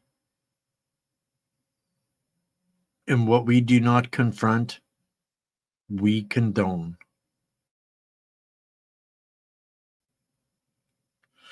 But there is some pushback, at least in the theater system. I don't know where this will go. I expect no justice in our system. It's not built that way. Oh, the gremlins have showed up. All right, let me fix it, reset it. And then maybe. There it goes. All right. So we've got, who is this? Mr. Barrett again. And I'm sure he's taking great pride in this announcement from this afternoon. The motion that's been brought forward by my honorable colleague from Barrie-Innisfil, who serves as the chair on the Standing Committee on Access to Information, Privacy and Ethics, is important. I'll say that having served on this committee over the past few parliaments, I've had the opportunity to work with the member for Barrie-Innisfil and see him bring a serious approach that is necessary when we're dealing with matters that fall under the purview of this committee. And this is a prime example of the important work that this committee can do. And with members of opposition parties carrying a majority of votes on this committee, it presents an opportunity for this standing committee to examine and to challenge and to test the rules and the legislation as it pertains to issues that strike to the heart of what's undermined Canadians' confidence in our democratic institutions over the last few years. And the Conflict of Interest Act, we've seen that this has been a law that hasn't been well respected by the Liberal government over the past 10 years. Members of the current cabinet having been found to have broken that law, former Prime Minister Trudeau having broken that law 5 times, and this is a concern for Canadians. And now we're reviewing this act in the context of a prime minister who has 103 potential conflicts that have to be managed. And what does that mean and what does that look like? And how is that process being used to enhance and protect the confidence that Canadians are supposed to be able to have in their executive and in elected officials? Right now, with those conflicts of interest, there's a screen in place. There are screens in place, and that means that there's issues that are not to be raised at the table, at the cabinet table, when the Prime Minister is in the room. It's 103 issues, and based on his work as chair at Brookfield, they touch on things that you would expect that would be important for the Prime Minister to be at the table for: telecommunications, infrastructure, military. And the screen is being administered, this protection, and the protection isn't for the Prime Minister, I would say. It's for Canadians. The intent here should be that we protect Canadians from public office holders, ministers, in this case, the First Minister, the Prime Minister, from being involved in discussions and taking decisions that would improve his finances, that he could financially benefit from. But the people who administer that work for him. So it's the Clerk of the Privy Council and the Chief of Staff to the Prime Minister. Now, we had the former Clerk of the Privy Council testify at committee, and the challenge that I would raise today is that with the former Prime Minister, Mr. Trudeau, when Mr. Wernick was the clerk, well, that's when those 5 occurrences of the Conflict of Interest Act having been broken, those laws being broken by the Prime Minister, took place. So what was the efficacy of this situation, or this system? Well, I would say it didn't work. It was very poor. And so is this something that needs to be changed? Well, this is what the committee is considering, of course. The question of whether or not, as the Act defines it, divesting funds is sufficient is also very important. And we had another witness at committee, a former Chief of Staff to Prime Minister Harper, who suggested, or who agreed with the suggestion, that divestiture should mean that it's actually divested, not sold, not placed into a blind trust, but sold.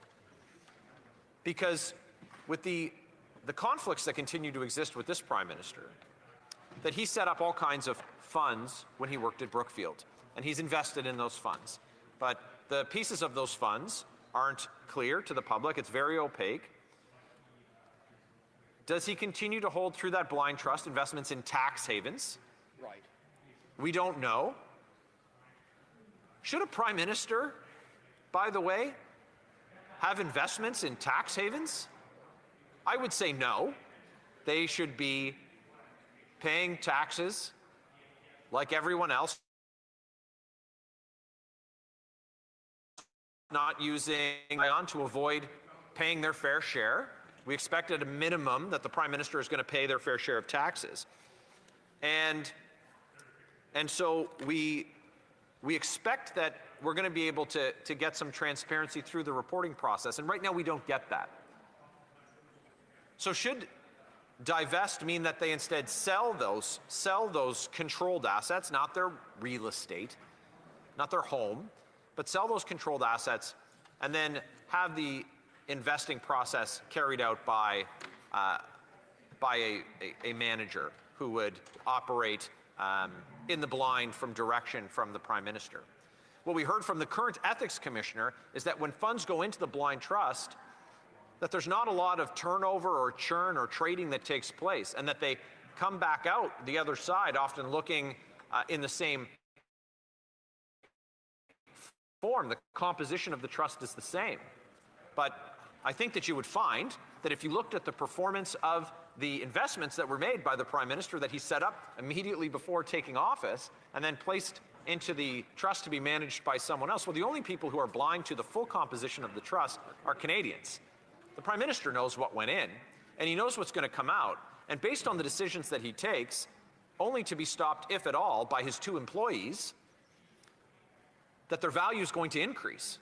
So these are the things that we need to study. We need to get better visibility on who is managing it and how it's being managed. If I could, Madam Chair, could you give me an indication of my time remaining? For these reasons and others that I can't get into at great length at this moment but would like to see the committee examine, I'm going to move an amendment to the motion that the motion be amended by deleting all the words after the word that and substituting the following. The third report of the Standing Committee on Access to Information, Privacy and Ethics, presented on Monday, September 22nd, 2025, be now concurred in, but that it be recommitted to the committee for further consideration with a view to assessing whether the scope of the review of the Conflict of Interest Act proposed by the committee should be amended in order to address better the concerns posed by the unprecedented extent of the Prime Minister's corporate and shareholding interests, provided that, for the purposes of this order of reference, A, the following be ordered to appear as witnesses separately for at least 2 hours each at dates and times to be fixed by the chair of the committee, but no later than Friday, November 21st, 2025. Michael Sabia, Clerk of the Privy Council and Administrator of the Prime Minister's Conflict of Interest Screen. Marc-Andre Blanchard, Chief of Staff to the Prime Minister and Administrator of the Prime Minister's Conflict of Interest Screen. Bruce Flatt, CEO of Brookfield Corporation and the Prime Minister's immediate successor as Chair of the Board of Directors of Brookfield Asset Management, and Connor Teskey, President of Brookfield Asset Management, Inc., and Chief Executive Officer of Brookfield Renewable Partners, LP, and it be an instruction that the committee report back to the House by Friday, November 28th, 2025. All right. So to translate some of that, what he's doing there is he's putting on the record the breadth and scope of the investigation that they're demanding, that they've now had approved, amending the documents to reflect that, and naming witnesses to testify on by no later than next month, I guess it is. So over the next little while, we're going to be seeing and hearing a lot about this review of the Conflict of Interest Act that's been passed now. So the what we're discovering is that the Liberal coalition of the willing to support the crime spree is no longer able to or willing in the House to protect the Prime Minister's office. And they have gotten so far, thus far, they've gotten where they're at by manufacturing lies and narratives. So I've got a couple of points on that I think points to the panic that you were going to see in a statement made by Klaus Schwab. So let me get into that. Here's a couple of charts from my friend Bill over at Friends of Science. The big blue rectangle shown here is 2001 and 2024 is our trade with the United States. Consider, while people have framed the U.S. tariffs as vindictive and a trade war, there is no such framing of trade relations with China, a country which executed 4 still unnamed Canadians just prior to the 2024 spring election, allegedly for drug crimes. Canadian farmers were hit hard by trade embargoes by China during the period of time that Canada detained Huawei CFO Meng Wanzhou, Su Zhao, whatever. Canadians Michael Spavor and Michael Korvig were detained in China on allegations of espionage. More recently, due to Canada's 100% tariffs on Chinese EVs, Canadian farmers have again being targeted for reprisal as of May 2025.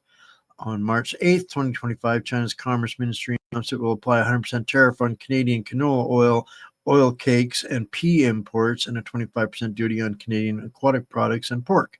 Other global issues haunt Canada's trade relationships with China. excerpts of open letter to Carolyn Rogers, and it goes on to address the letter. But if you look at the trade relationship, it's the orange man bad narrative is a joke, 100% a joke. But that's what they're leveraging so that they can get this kind of results and manufacture the narrative. This is the biggest sign that they're going to move to an election. This is from who is this? Polling Canada report put this out there. I think this is a Leger poll, but literally trying to tell us that 49% of Canadians approve of Mark Carney. And even after all that we've heard for the last hour, all of the crime sprees we have covered that he's associated to over the last 3 nights now. Oh, but wait, there's always more with this guy, right? They are still creating a narrative to suggest that Mark Carney would win a clear majority in the next election, right?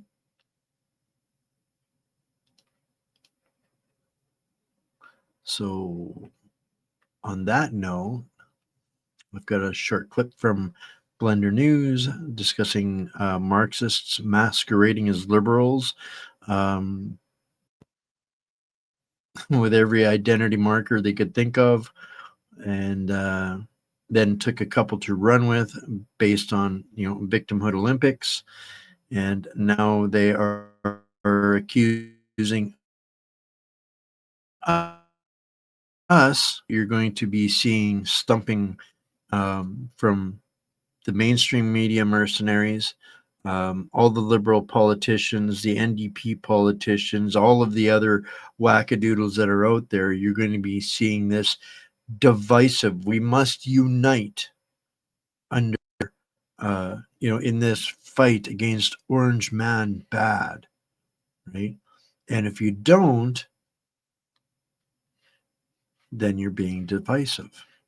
Watch for it. Mark my words. That's the way the next campaign is going to start ramping up, and then it's going to be you're dangerous if you're a divisive individual that won't unite under the elbows up crowd to fight Orange Man bad.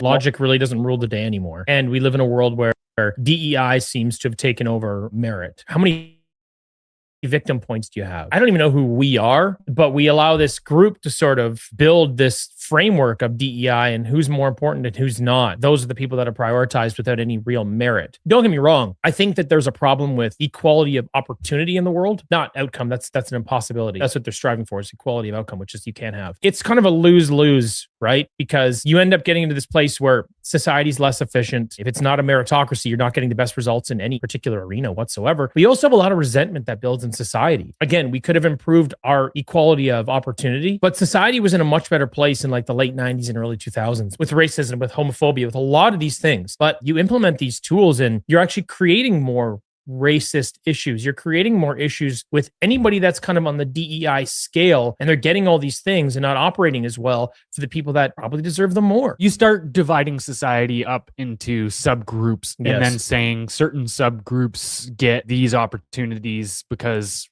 of whatever historical injustice you can come up with. It's like even in our tax reports, Yes. they track how much they close. They call it the tax gap. Like how much can we close the income between, say, Aboriginal people and white people, or marginalized or racial groups towards white people as well. Of course, everything was going to start becoming more conflict. 100% animal farm Marxism being implemented, and it's they're ramping up the narrative, pretending, you've heard me say it a million times, maintaining the plausibility and the plausible deniability. Oh yes, Carney is our dear leader. We love him so. No, you're batshit cray-cray, and you're just a divider if you don't believe that Carney is, a hero and legitimate and, the majority leader. But I think here's an indicator of the truth. Posted like 20 hours ago, Mr. Klaus Schwab is at an event in China, right on cue, where he declared that humanity must be forced into a collaboration with the globalist. Let me do that in my best Klaus Schwab imitation. Humanity must be forced into a collaboration with globalist powers to advance the fourth industrial revolution. Elites must aggressively drive the agenda, the same agenda that merges our physical, digital, and biological worlds into what will be a new age. Ladies and gentlemen, as we've been warning and screaming for ages, the Great Reset isn't coming. It's about to be enforced. And that's why we get a meat muppet like Mark Carney that is absolutely psychopathic, without empathy, non-human, lizard swamp creature that provides all of the lube required between Klaus Schwab and the rest of the clone troopers of the Great Reset agenda. We will own nothing. We will be happy, right? Interesting side note to the agenda before we get into a little bit more Carney stupidity and being called out in the rest of the world. Bill Gates is doing a turnaround on climate change being the existential threat. He's recently admitted that climate change will not lead to humanity's demise. And don't worry, I am not going to make you guys listen to Bill Gates. But this comment from Edward Dowd was kind of on point. It's hard to blame humans for their carbon footprint when you are saying AI, vast quantities of power and water resources. So what Edward Dowd is pointing out is the hypocrisy that now they're going to have to flip the switch on because they need to justify how much power and energy and carbon footprint they're going to need to generate their next big thing, the AI war, right? So enter Mark Carney, who intends to turn us into a human butcher shop factory for all things evil under the World Economic Forum and the United Nations and carbon zero. Oh, but wait, there's more. Mr. Kennedy from the United States of America has waged into the insanity. Here's my point. I don't want to be at war with Canada. I don't want to have a trade war with Canada. I want us to continue to be friends. I made this suggestion to the new Prime Minister of Canada the other day, Prime Minister Carney. I'm going to make it again. And I hope this time he'll take it more seriously. Remember, if you want to be taken seriously, you have to act seriously. If you want respect, you have to act respectfully. Prime Minister Carney, you say that President Trump is not a fair trader. And I understand your point of view. I don't agree with you, but I understand your point of view. You've got to stand up for your people. If Prime Minister Carney, if you believe in free trade, then here's what you do. Make this offer today. Offer to go to zero tariffs in Canada on American goods. No tariffs, none, zero, zilch, nada. And challenge America to remove all of our tariffs on Canada. So the people of Canada can sell their goods to Americans without a tariff, and the people of America can sell their goods to our friends in Canada without a tariff. Zero tariffs. Let Canadian businesses and American businesses compete. Competition makes all of us better. That's one of the shared values that we have with our friends in Canada. Let American businesses and Canadian businesses go at it in a friendly, competitive way, and may the best price and the best product win. That's fair trade. That's free trade. And if Prime Minister Carney, if he wants fair trade and free trade, he will make that offer. And I don't speak for President Trump, but I'll certainly encourage President Trump to accept that offer, and I think he will. There's a way to stop this trade war. It's just to remove the tariffs on both sides. Remember what Mama Gump said? Stupid is as stupid does. Let's don't be stupid. Let's don't have a trade war. Let's continue to be friends. Let's get rid of these tariffs. Mr. President, I suggest the absence of a quorum. Now, here's the thing about that. Mr. Kennedy actually gave a hint to the kryptonite as to why Mark Carney would never consider that. Because he mentioned competition. Free trade would generate competition, would make all of us better. But you know the one thing that is absolutely intolerable to the crime syndicate, to any crime syndicate, to any mob? The one thing that they will never agree to is competition. Right? If they didn't have justification, plausibility to create a trade war, they wouldn't have anything. Right?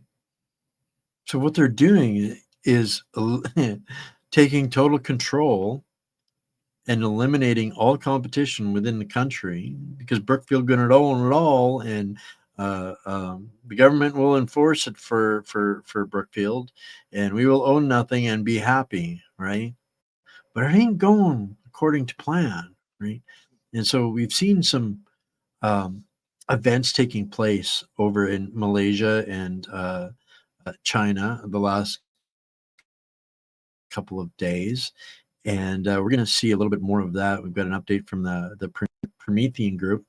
But Donald Trump said, he posted on X that, and we didn't come to South Korea to see Canada once he learned that Mark Carney was invited to attend a dinner with the South Korean president. And I've seen a lot of clips of that. It really didn't go so well for Mr. Mark Carney. He was there, and because he was invited, and you know, these showboats, they cannot turn down on what they think is going to be a good photo op or opportunity, and apparently Carney did get some sort of, you know, peanuts deal out of the conference. But first, I've got this clip from Fox News, kind of covering some of the event there, and then we'll listen to a breakdown from the ladies at Promethean Action right after this. All right, let me get this sorted out. He's finalized details of a trade agreement with South Korea following his meeting with the president there. And now our president says that he's confident he can strike a deal with Chinese leader Xi in their high-stakes meeting that will happen later tonight. Lucas Tomlinson on the road today in South Korea. Lucas, hello there. Well, good morning, Bill. President Trump has arrived here in South Korea with all the pomp this country can muster, including fighter escorts, the red carpet. And just moments ago, President Trump announcing that the U.S. and South Korea had inked a $350 billion trade agreement. Of course, the United States is South Korea's second largest trading partner. And part of the pomp are some gifts. And check this out, Dana, President Trump receiving, in essence, the crown jewels. This crown and necklace, the highest award South Korea can muster. And President Trump is the first American to receive it. And Trump says the trade deal has been reached, and it'll be a grand total of some $20 trillion investment from around the world in the president's first term. Here's the president earlier. I figure that will probably be a 20 or 21, maybe even $22 trillion of investments coming into our country by the end of the first year of my second term. And, you know, we had a tremendously successful first term. Now, here's the scorecard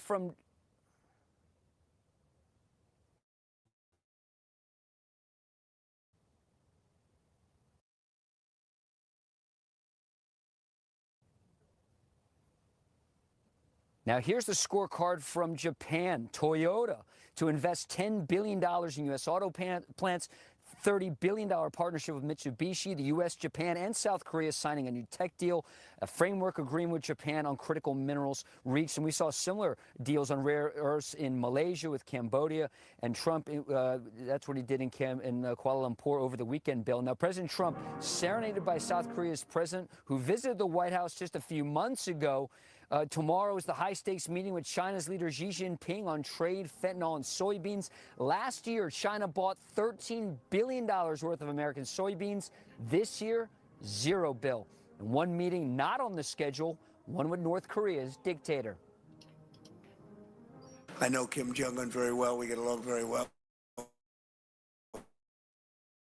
We really weren't able to work out timing. We have President Xi is coming tomorrow, and that was something that obviously is very important to the world, to all of us. You'll be watching very carefully. We're meeting right here, and we're all looking forward to that. I think it's going to work out very, very well for everybody.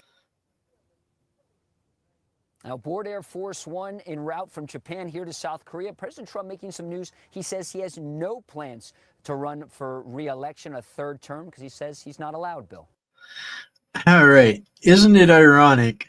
Isn't it ironic that right after the No Kings protest, there is South Korea giving him a crown while he's making trillion-dollar deals with Japan and trillion-dollar deals with South Korea, and Canada gets bupkis, and Carney was there. He got humiliated at the dinner. He was kind of hiding out on the end of the photo shoot.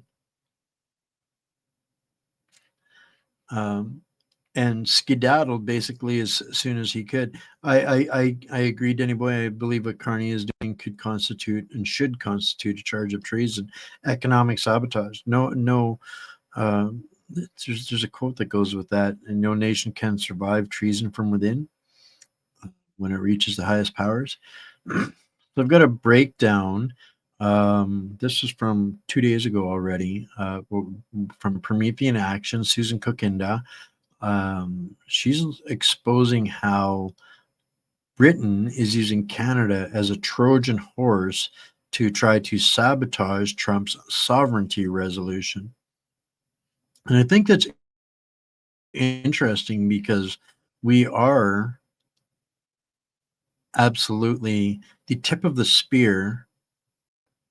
You know, this is one of those things. So Mark Carney is the lube between King Charles and Klaus Schwab. The pinnacle of the globalist swamp creatures, Klaus and Charles. Carney's brother is a banker, accountant for the king. Carney is the right hand for Klaus. And now they've got control of the neighboring nation to the most opposite agenda. Trump is as anti-globalist as it gets. It's American exceptionalism, not Americans to have the equality of outcome of a third world shithole like their globalists turn all of the countries they infect into. That's Trump's war in America. The Democrat Party in America are the representatives of the New World Order, the Klaus Schwab soldiers. That's the Democrat Party. And they have used every evil tactic in the book to try and bring America to heel, Americans to heel, Canadians to heel, out of equality of outcome, eliminating exceptionalism forever. The complete slavery and enslavement of society under a in a class scheduled system. So why wouldn't, knowing this is what Carney is using Canada to be a weapon against America, while his company is making bank in America. Tell me that isn't the most slimy, evil crap on the planet.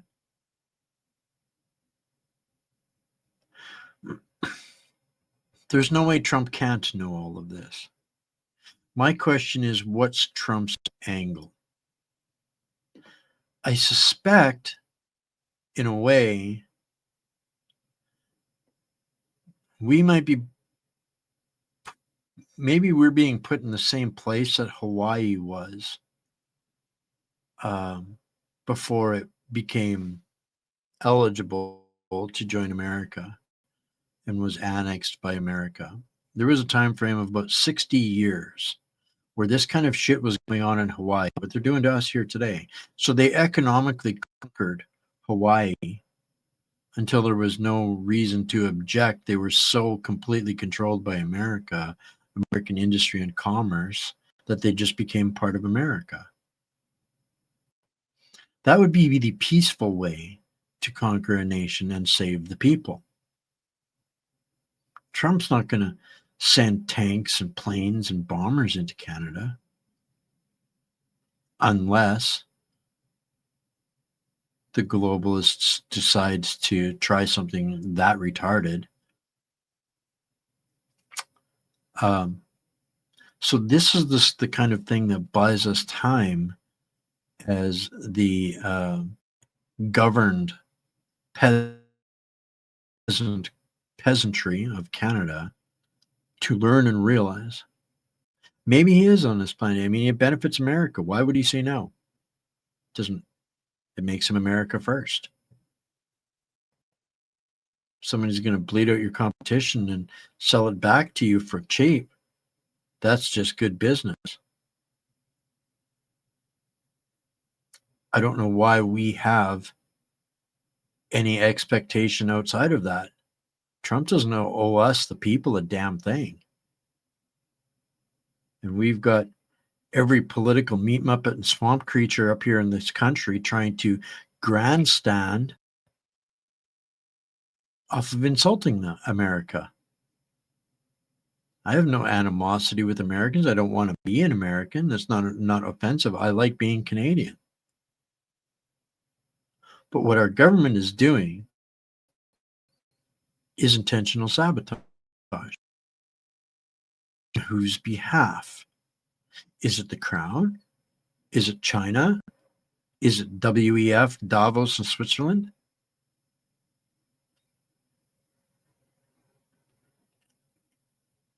We'll listen to what they have to say, and we'll unpack this. Donald Trump is in Asia, and while the headlines want to keep you focused on the China threat, the real threat to Donald Trump's agenda is not coming from the president of China. It's coming from the Prime Minister of Canada, Mark Carney, who went to the ASEAN summit in Malaysia to defend globalization and try and sabotage Trump's economic revolution.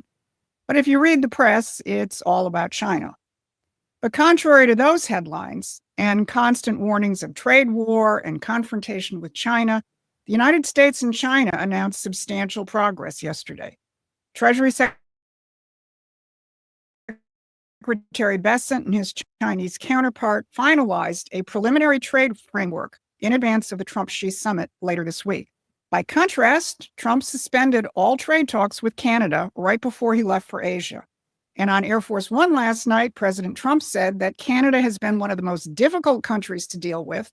And when asked if he would meet with Prime Minister Carney at the APEC summit, said, Canada has been ripping us off for a long time. One of the most difficult countries to deal with has been Canada. As much as I love Canada itself and the people of Canada, they've just had a lot of bad representatives. They did a fake ad yesterday. They were caught. Will you see him at APEC? Do you want to meet with him? I don't want to meet with them. No, I'm not going to be meeting with them for a while. No, I'm very happy with the deal we have right now with Canada.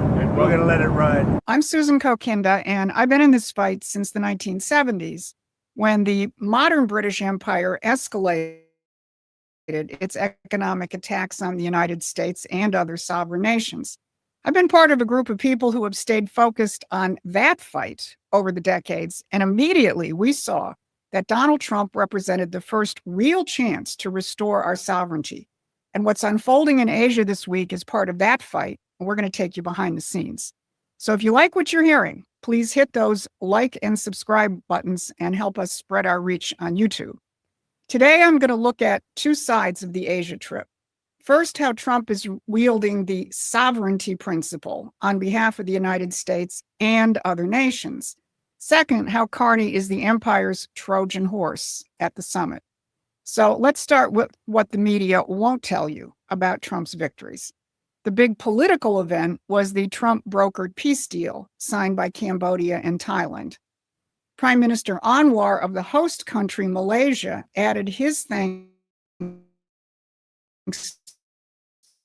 to Trump. You personally did call both prime ministers to urge for a speedy peace settlement. I would say a great thank you. And we, of course, admire your tenacity, your courage, because the world needs leaders who promote peace strongly. And to achieve that, you have to break some rules, as you did today. And the rules that the president breaks are the globalist rules. In addition to that peace agreement, Trump and his team were busy lining up bilateral trade deals with Vietnam, Malaysia, Cambodia, and Thailand. 3 of those agreements involved the vital question of strategic minerals and rare earths. But of course, the headline grabber was the preliminary trade framework negotiated by Treasury Secretary Bessent, Trade Ambassador Jameson Greer, and their Chinese counterparts in advance of the Xi-Trump summit later this week. It looks like all of the key sticking points have been addressed. De-escalation of the tariff war, Chinese purchases of American agriculture, lifting China's restrictions on the export of rare materials, and joint action on fentanyl. Now, Trump has been very confident that this would work out. Why? Because unlike the Anglo-American types on both sides of the pond, he's not negotiating from the standpoint that the United States and China are adversaries. On his way to Asia on Air Force One, a reporter asked a question typical of imperial geopolitical thinking, i.e., if one power wins, the other power loses. This is what Trump had to say. Mr. President, with you in Asia making all of these deals in China's backyard, what should they take away from Away anything. I think we're going to have a good deal with China. I think we're going to make a deal. It's going to be great for China, great for us. Because he doesn't think one side has to lose. He thinks like the leader of a side. Interesting point where, this was a couple of days ago. Carney flew to China and immediately said, yeah, I'm ready to make a deal with Trump after he got marching orders from China to stop pissing off Trump so that China could get a deal with Trump. The most deal-makingest dude on the planet, and Mark Carney cannot make a deal. Sovereign nation who respects the sovereignty of other nations and knows that if the pie grows, everybody benefits. It's worth it to look back to the last time Trump went to an ASEAN meeting in person. That was 8 years ago. It was in Vietnam, and Trump gave a remarkable speech. In it, he described a vision for the world which threatened to drive a stake into the heart of the geopolitical model. I am confident that together, every problem we have spoken about today can be solved and every challenge we face can be overcome. If we succeed in this effort, if we seize the opportunities before us and ground our partnerships firmly in the interests of our own people, then together we will achieve everything we dream for our nations and for our children. We will be blessed with a world of strong, sovereign, and independent nations. The antithesis of the New World Order. The exact opposite of what the New World Order wants. Carney is trying to marry us up with what's left of the New World Order in Europe and get as far away from being a sovereign nation as he can possibly drag us through collapse and abuse and all of the evil and the ethnic cleansing that's going on right now in Canada, right? The murder of our own citizens to bring us to heel. Globalism. So this is the root war of it all. A multipolar world or a new world order. Americans will never settle for the new world order. So they're kind of like, well, them and Russia are basically the last superpowers standing against the new world order. So that's Carney's 5-year struggle.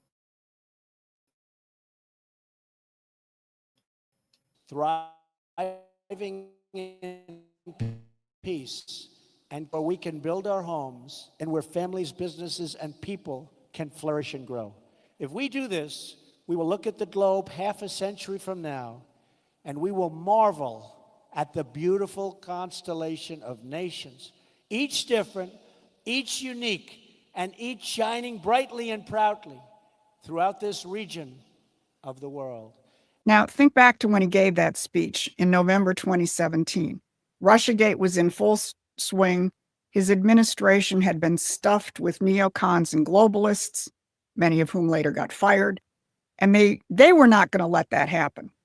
But Trump 2.0 is a completely different administration, and Trump is going for it. The whole thing. A world of sovereign nations free of globalism and financial imperialism. And who knows what else might occur this week. Trump has thrown out the possibility of meeting North Korea's Kim Jong-un during the South Korea part of the trip. I'm sure Trump would really like to resume the negotiations that were sabotaged in 2018 by then National Security Advisor John Bolton, who threatened Korea with the Libya model, which is the equivalent of saying the Gaddafi treatment. Happily, John Bolton is not only no longer influencing this administration, he's under indictment by the Trump Justice Department. Now let's take a deeper look at the current deals the U.S. is negotiating with these Asian nations, because there's an important pattern to see. Every single one of these deals bypasses multilateral institutions, whether it's the TPP, the UN, or the World Trade Organization. Trump is proving that sovereign nations can cooperate directly without these supranational bureaucracies lording it over them. And that's what terrifies the British establishment. Because if Trump succeeds in replacing globalist institutions with nation-to-nation partnerships around the world, the entire post-war control structure collapses. Now, if what I just showed you, this bypassing of the institutions that have controlled global trade and economics for over 80 years, sounds like a story you haven't heard anywhere else, there's a reason. Because the mainstream media won't connect the dots, because their owners and editors are part of the system Trump is dismantling. That's why Promethean Action puts together detailed intelligence briefings, strategic analysis, and organizing tools that you're not going to find anywhere else. So use the link on the screen and go to our website and subscribe to our free newsletter. Now, that brings us to the man who's been deployed to stop this. the British Empire's field general, Mark Carney. Right before the Malaysia summit, trade talks between Carney's Canada and the United States blew up, precipitated by those Canadian ads attacking Trump's tariff policies aired in major U.S. TV markets. Trump did Trump and promptly canceled U.S. trade talks. But Carney's approach in Kuala Lumpur has been a little less open than those ads, but no less confrontational. Carney called Trump's trade policies a rupture, not a transition. And in several speeches to ASEAN audiences, Carney tried to position Canada as Asia's champion for free trade, sustainability, and their rules-based order. Of course, Carney is the central banker's central banker, having gone from the Bank of Canada to the Bank of England. And now he's back in Canada as prime minister with one assignment: ramp up Canada's role as the British Empire's Trojan horse against American sovereignty in forums like ASEAN. Not only did Carney announce that Canada is racing to complete the Canada-ASEAN Free Trade Agreement, but he also revealed the Empire's role for Canada, pointing out that Canada is the only country with ties to the European Union, ASEAN, and the Trans-Pacific Partnership. The EU and the TPP are classic examples of the institutions that override sovereignty and national interests, sacrificing those interests in favor of free trade and environmentalism, which is why Trump pulled out of the TPP in his first term and why it had to be reconfigured. Carney wants to tie ASEAN nations more tightly to the EU and the TPP and keep them in the globalist trap. And at the center of all of that, the City of London, the Fed, the international banks. It's not surprising that at ASEAN, Carney went out of his way on more than one occasion to remind nations that Canada controls financing for mining development. We are the largest center of mining finance in the world. So we have the resources, we have the mining finance, and we have the standards around sustainable development. How about that? Canada is the largest center of mining finance in the world. What a surprise. And Carney also revealed that he's pulled together essentially an economic war cabinet clearly aimed at the United States. He gloated that he has top financiers on board, including somebody who, as he said, survived working under Commerce Secretary Howard Lutnick. And he dropped another little bombshell that the IMF has been essentially wargaming how to deal with Trump's challenge to their free trade world order. So if you listen to Carney's remarks, you get a pretty clear picture of how fully deployed Canada, and by extension, the City of London, are against Trump. So here you have it all in the same summit. You have Carney in conference rooms boasting of financial checkpoints and pushing ASEAN more tightly into the grip of free trade and green organizations. And on the other, you have Trump saying, let's make a deal that serves your country's interests and America's interests. No middlemen, no supranational bureaucracies, just two sovereign nations cooperating. Which offer do you think serves actual Asian nations better? So let me bring this full circle.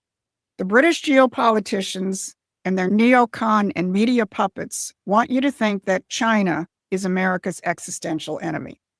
But it's Mark Carney from the Bank of England who's enforcing the globalist policies and positioning Canada to keep the very Asian nations that Trump is making deals with in the globalist fold. That's the real divide. It's about two completely different visions of how the world economy should work. The American system of sovereignty versus the British system of globalization. So if you want to better understand this fight, join Promethean Action's growing community of patriots. All right. That is exactly what I've been trying to warn our friends and neighbors and family south of the border of since I first started this platform. You know, I first started working with Wendy Bell, trying to warn them through Wendy that, as much as the Americans were correctly watching their southern border, the greatest threats to America was brewing north of the border. That's what started me on this trek with global commentary, working with America and Europe. It was exactly that message, right? That was Susan Kokinda from Promethean Action. And I don't agree with everything that she says, but I 100% agree with everything that she said there, right? So many great comments in the chats as well. Guys, I cannot keep up to it. But at some point, this is Canada's going to have to decide: will we confront it, or will we continue to condone it? Will we continue to live allowing them to do what they do through implied consent? That's how we condone it, right? And is there a way out? Absolutely. Absolutely. Finishing the mission that was assigned to us in 1931. Pulling in Iceland. Pulling in 1776. All refers to the same process. Canada comment here from Denny. Let me find my mouse here.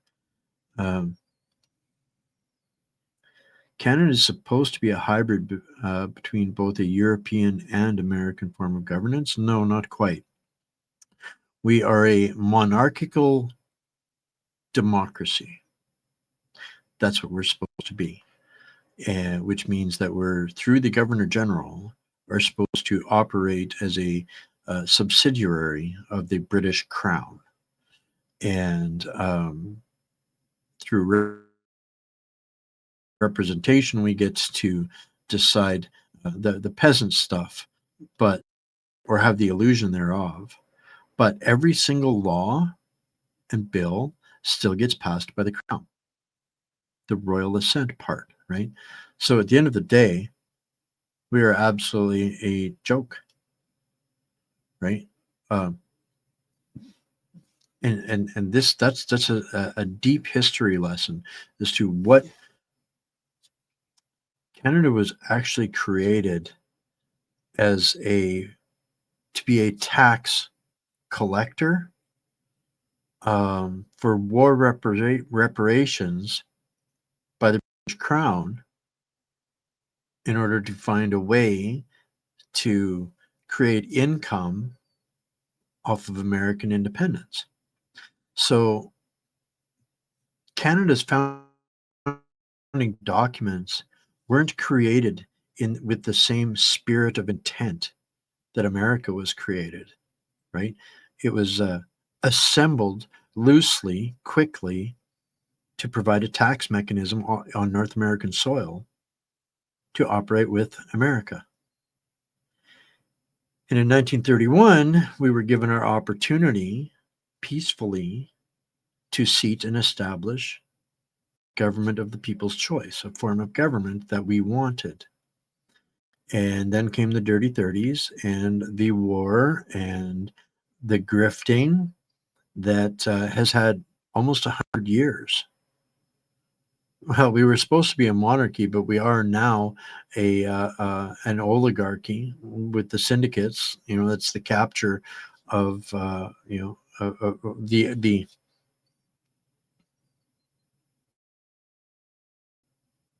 the endorsed capture of oligarchs, which provide for the Crown.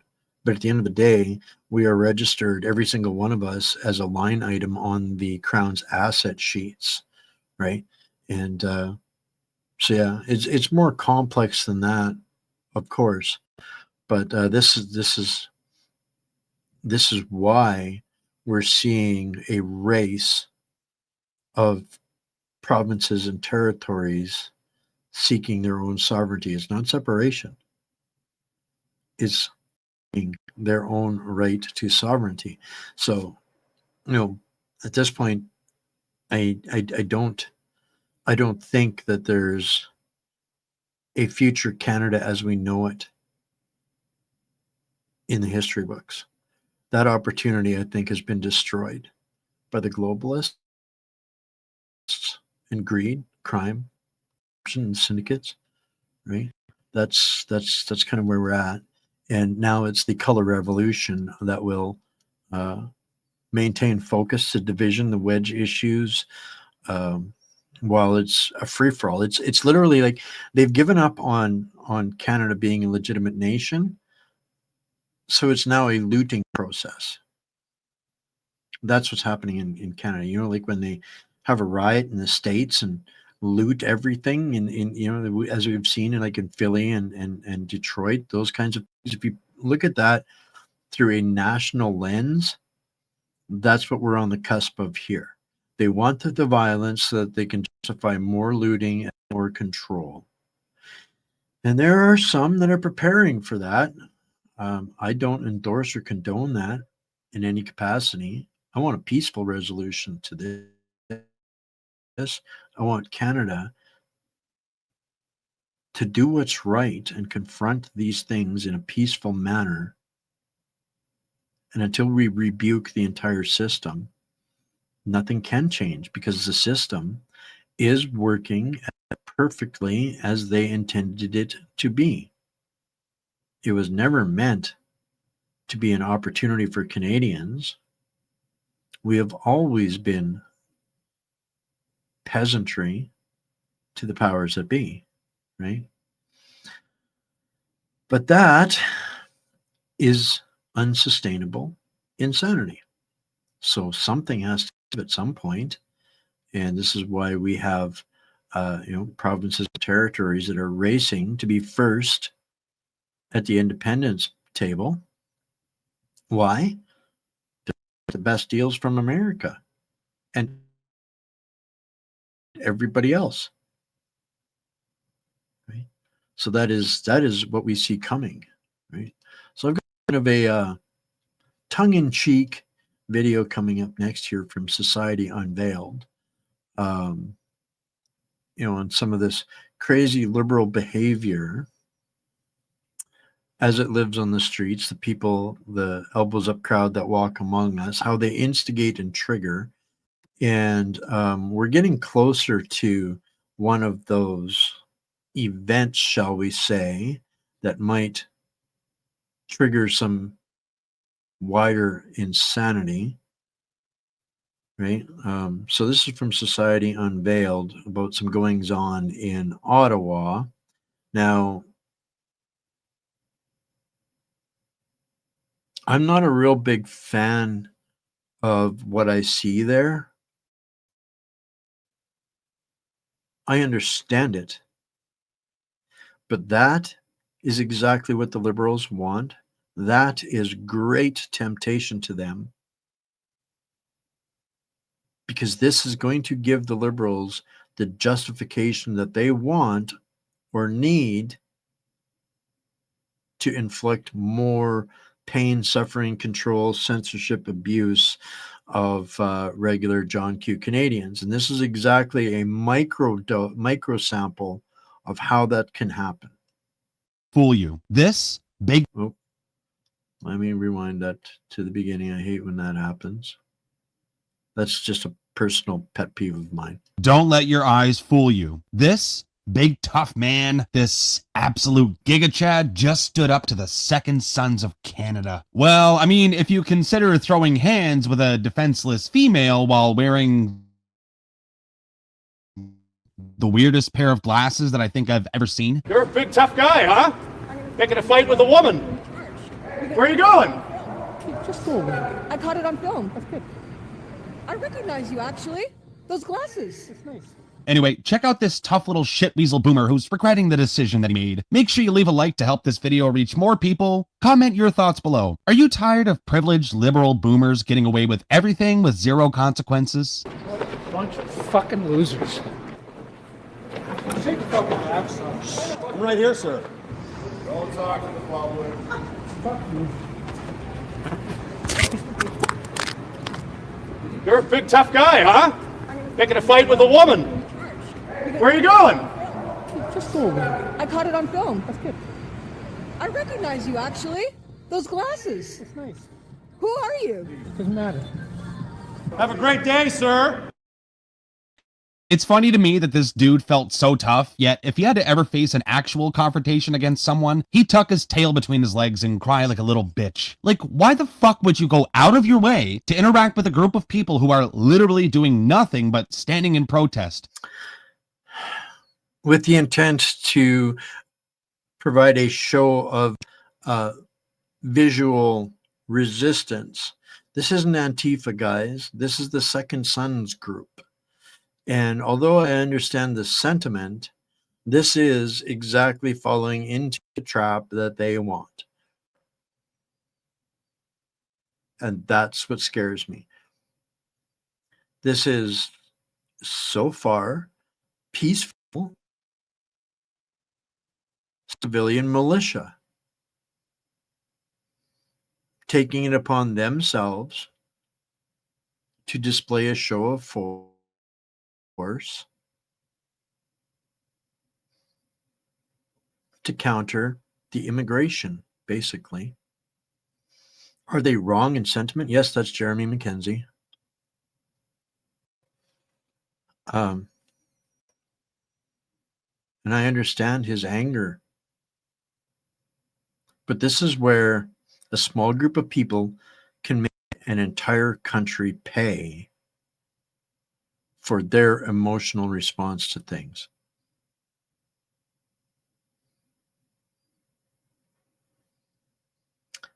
He's a veteran, abused by the system, jailed, charged, threatened.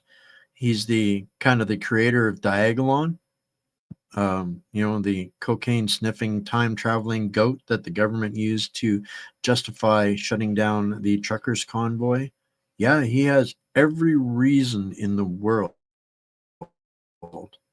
to be absolutely despise the government.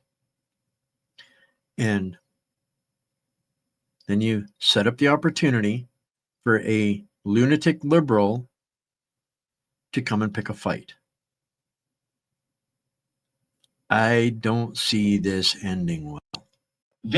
Very peacefully. If these were Antifa members standing in front of a Tesla showroom protesting, there would be rocks and Molotovs being thrown around. And not to mention the unbearable smell of BO permeating throughout the entire block. This man lacks a spine and would never stand and have a conversation with anyone who has opposing views. This is further evidence that the left is only willing to engage in violence rather than conversation. Why don't you put all that strength to good use and try to serve your community? Like this old patriot who was sick of seeing his town being pillaged by, well, take one guess.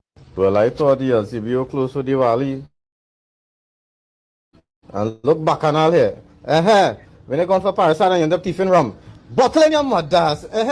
What's the point of thief that for, dog? Jeez. Man, this elderly fella straight up took a bottle right to his shoulder, like it just missed his head. Where are the real men in society? It just goes to show how bad things have gotten in Canada when the only people that you see standing up for what's right are over the age of 50. It's not everyone, but we need to start normalizing being normal again. The feminization of men in Canada is really destroying values that keep our country safe. Men need to stand up, but do it carefully. Don't be stupid. No matter how frustrated you might be, don't stoop down to their level. People are just tired and fatigued with the number of changes that we've seen in our country, and it's even making our youth act out. How do you say that again? Huh?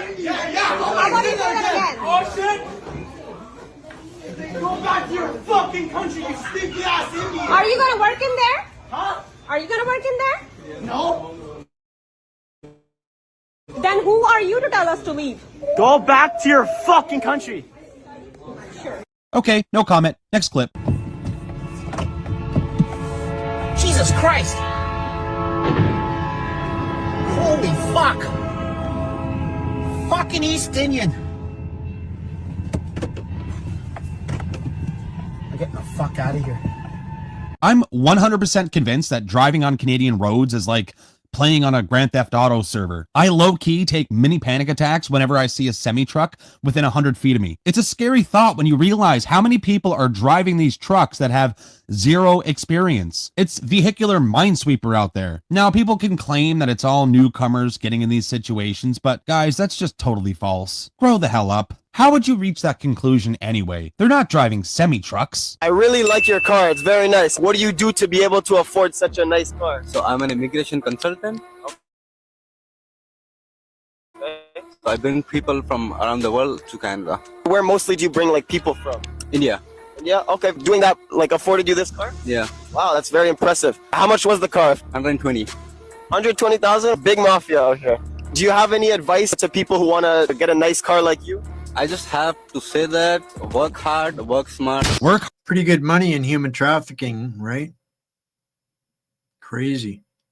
Hard and work smart, guys. And you could be the proud owner of a, well, probably just a 2004 Toyota Corolla with rocker panels that are completely rotted, but only if you're Canadian. This dude is an immigration consultant. I mean, you're most definitely not making over 70K a year in that position. So how exactly are you getting that extra money, bro? Come on, man. I've seen drug dealers in cars with less flash than that. Oh, I know what it is. You guys just know how to be smart with your money, like this newcomer.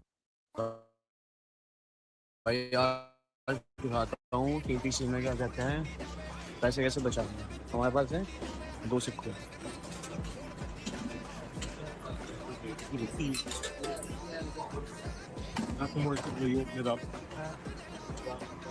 ये भाई नए students play hack है 10-20 Saint डालो और अपना चलते बनो इनको घंटा फर्क नहीं पड़ता तुम मैन से टैप कर रहे हो तुम 2 सिक्के डाल रहे हो 3 सिक्के डाल रहे हो इनकी चल रही है सरकारी नौकरी क्यों भाई कितने पैसे बचा लिए हमने 15 सेंट डाल के आए हो भाई मैंने भी 20 सेंट डाले होंगे 20-25 सेंट डाले होंगे भाई पास तो भूल ही जाओ पास पे क्या ही खर्चा करना है अपना 10-20 सेंट डालो I don't know what's going on here for sure because I don't understand gibberish, but the caption says Indian man shows how to scam the TTC. He puts only 2 5-cent coins instead of $4. And the uploader's caption says TTC hack 101. Maybe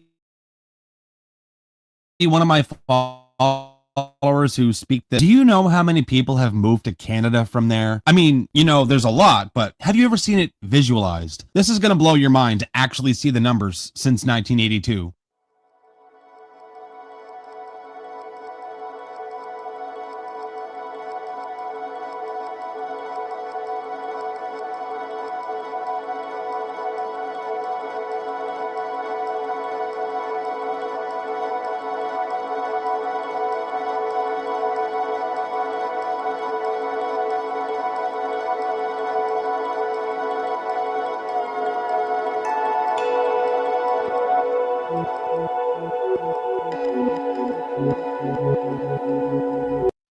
Under the Conservatives, we got Indians and Chinese predominantly. Before that, primarily English-speaking countries, the Brits. Lots of Brits were coming to Canada. This is disturbing.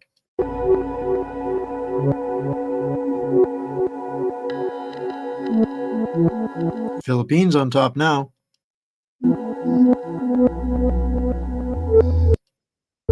$2015. Philippines on top, Indian second, Chinese third. Watch it go crazy next.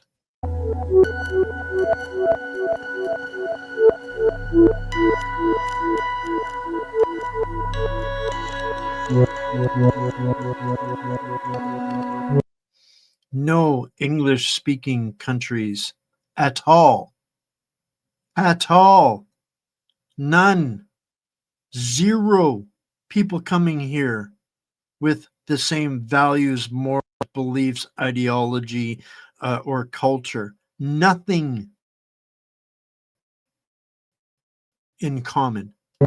Isn't it wonderful? At least more people are starting to talk about this issue. There are way too many people coming to Canada from all over the world. I think Canada needs to have a serious discussion about remigration. It's not that Canadians are hateful, racist people, for the most part. It's just that many are tired of others getting special privileges over Canadian-born residents. It's to the point where there's an outright resentment for many in our country. Like this guy who responded to a couple of morons who, for some reason, decided to stop and holler at him for being a white colonizer who stole Canada.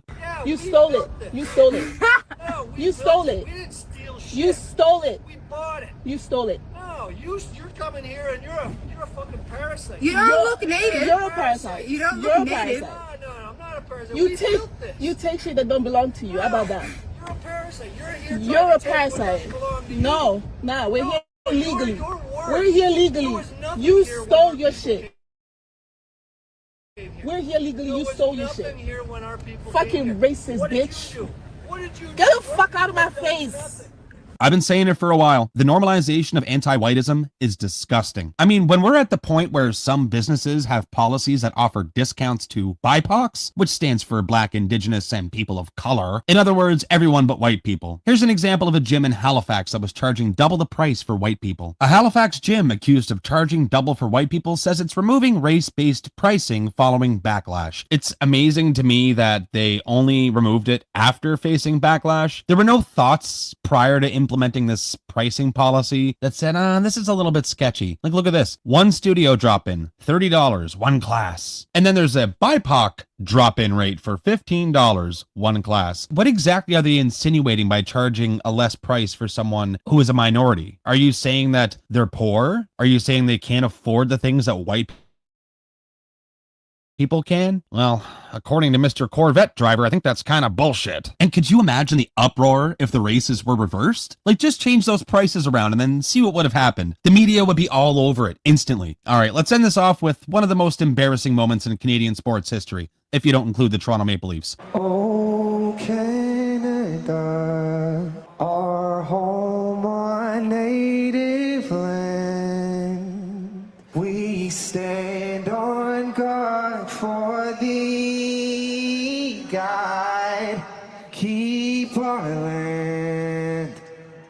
Oh my God, this dude is getting roasted into oblivion online. JP, he is horrible. This is such an insult. It's the grossest, most disgusting display I've ever seen at a major bread and circus event.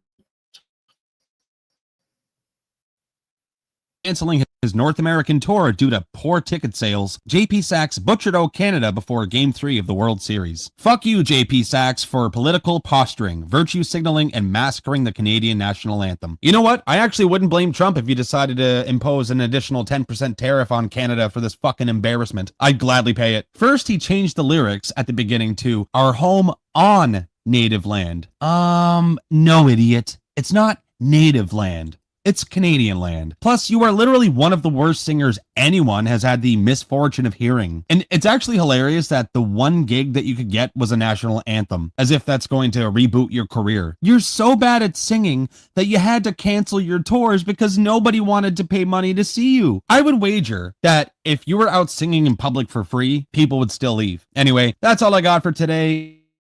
If you're interested in learning more about Second Sons, All right.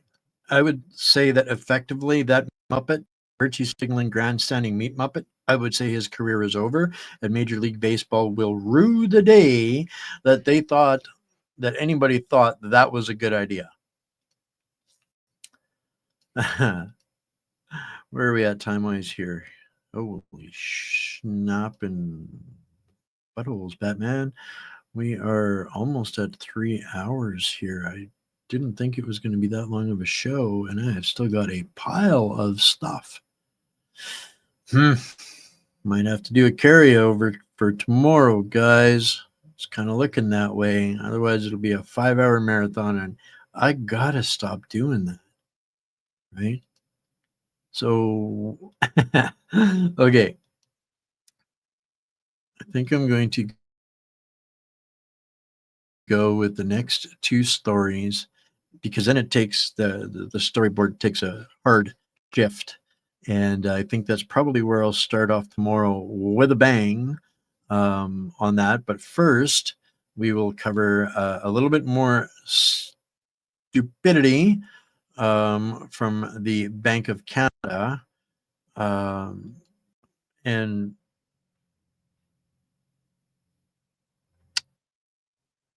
more examples, I believe, of Brookfield and Mark Carney having captured the government of Canada, and they are at this point uncontrollable and manufacturing the plausibility of success, telling us this is what Canadians want. Canadians want to sacrifice more for Mark Carney's vision, and the Bank of Canada is a tool that Mark Carney wields pretty effectively right now, so long as he's got control of the mercenaries in media. So this is the official take of them trying to butter up positive support for the incoming budget that will probably trigger a non-confidence vote and send us back to another election. I guess we'll have to wait and see on that. But this is the official party line. Don't believe your lying ears and eyes, folks. This is the party line, the last great message from the party. Today, the bank lowered the policy interest rate a further 25 basis points, bringing it to 2.25%. This was our second straight cut and reflects ongoing weakness in the economy and contained inflationary pressures. First, U.S. tariffs and trade uncertainty have weakened the Canadian economy. We expect very modest growth through the rest of the year, with some pickup in 2026. Second, while this weakness is restraining price increases, the trade conflict is also adding costs for many businesses, putting upward pressure on inflation. We expect these opposing forces to roughly offset, keeping inflation close to the 2% target. And third, to support the economy through this period of adjustment, we have lowered our policy rate by 50 basis points over the last two meetings and by 100 basis points since the start of the year. Finally, the weakness we're seeing in the Canadian economy is more than a cyclical downturn. It's also a structural adjustment. The U.S. trade conflict has diminished Canada's economic prospects. The structural damage caused by tariffs is reducing the productive capacity of the economy, and it's adding costs. This limits the ability of monetary policy to boost demand while maintaining low inflation. It's now been more than 6 months since we've been living with U.S. tariffs. And while U.S. trade policy remains unpredictable, its impacts are becoming clearer. So let me expand on what we're seeing in the economy and how that played into our deliberations. While the global economy has been resilient to the rise in U.S. tariffs and increased uncertainty, the impacts are becoming more evident.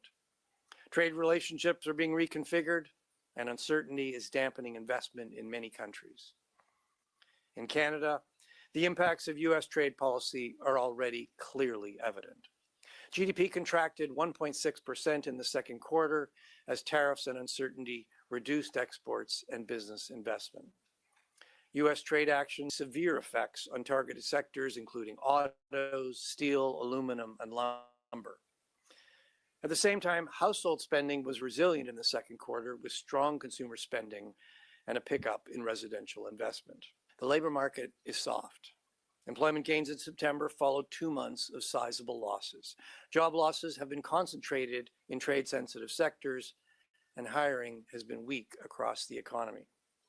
The unemployment rate remained at 7.1% in September, and wage growth has slowed. In the second half of this year, GDP growth is expected to resume, but remain weak, averaging only 0.75%. It should then pick up on a quarterly basis in 6 as exports and investment recover to average about 1.5% in 7. This implies excess supply is only taken up gradually. Even as growth recovers, the entire path for GDP growth is lower than before the shift in U.S. trade policy. By the end of 2026, the level of GDP is about 1.5% lower than forecast in January. About half this downward revision reflects lost capacity as a result of the trade disruption. The other half is due to weaker demand. CPI inflation was 2.4% in September, slightly higher than the bank had anticipated. The bank's preferred measures of core inflation have been sticky around 3%, but upward momentum has dissipated. Looking at a broader range of indicators, underlying inflation looks to be around 2.5%. The bank expects inflationary pressures to ease in the months ahead and CPI to remain near 2% over the projection horizon. If the economy evolves roughly in line with the outlook in this monetary policy report, Governing Council sees the current policy rate at about the right level to keep inflation close to 2%, while helping the economy adjust through this period of structural change. We will be assessing incoming data carefully relative to the bank's outlook. U.S. trade policy remains unpredictable, as events over the weekend reminded us. There continues to be considerable uncertainty both about U.S. tariffs and their impacts. The range of possible outcomes is wider than usual. We need to be humble about our forecasts. If the outlook changes, we are prepared to respond. Canadian businesses. We need to be humble. You nailed it, Michelle. I like how they avoid the word recession or collapse. I think most people don't understand where we are economically. 100%.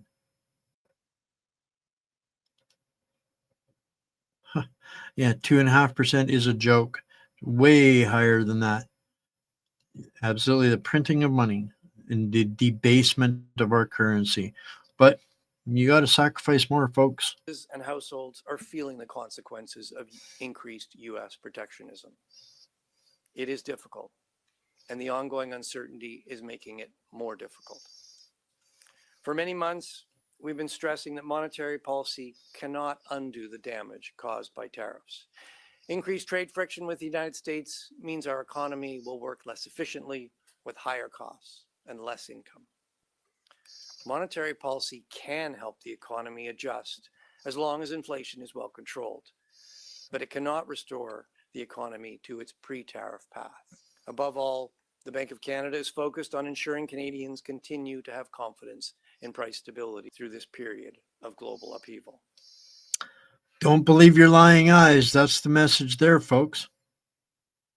Don't believe your lying eyes. Everything's fine on good ship Titanic Canada.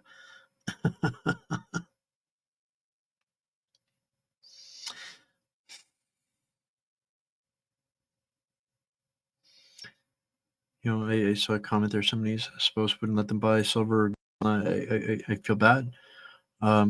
People that don't have solid assets, every day that you're banking on that piece of paper, it becomes worth less and less and less and less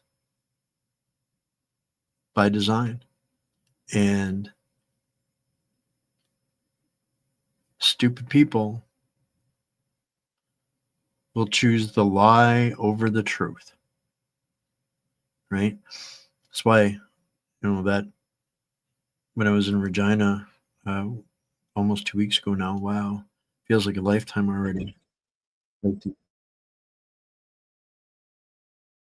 That was so awesome. But the essence of my presentation there was that, it was the intellectual dishonesty that was the threat to our country.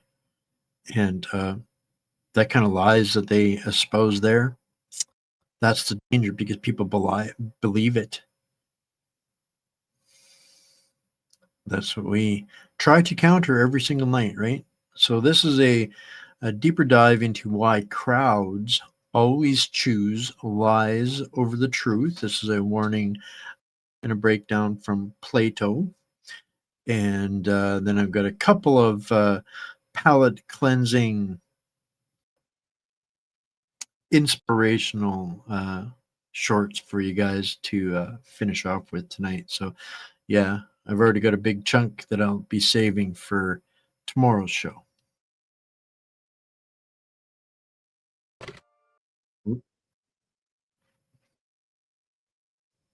Let me rewind that, because I hit my buttons in the wrong order. Those who are able to see beyond the shadows and lies of their culture will never be understood. Whoa, that was fast. I couldn't even read that. I'm going to pause it. Those who are able to see beyond the shadows and the lies of their culture will never be understood, let alone believed. Feel familiar, folks? Right.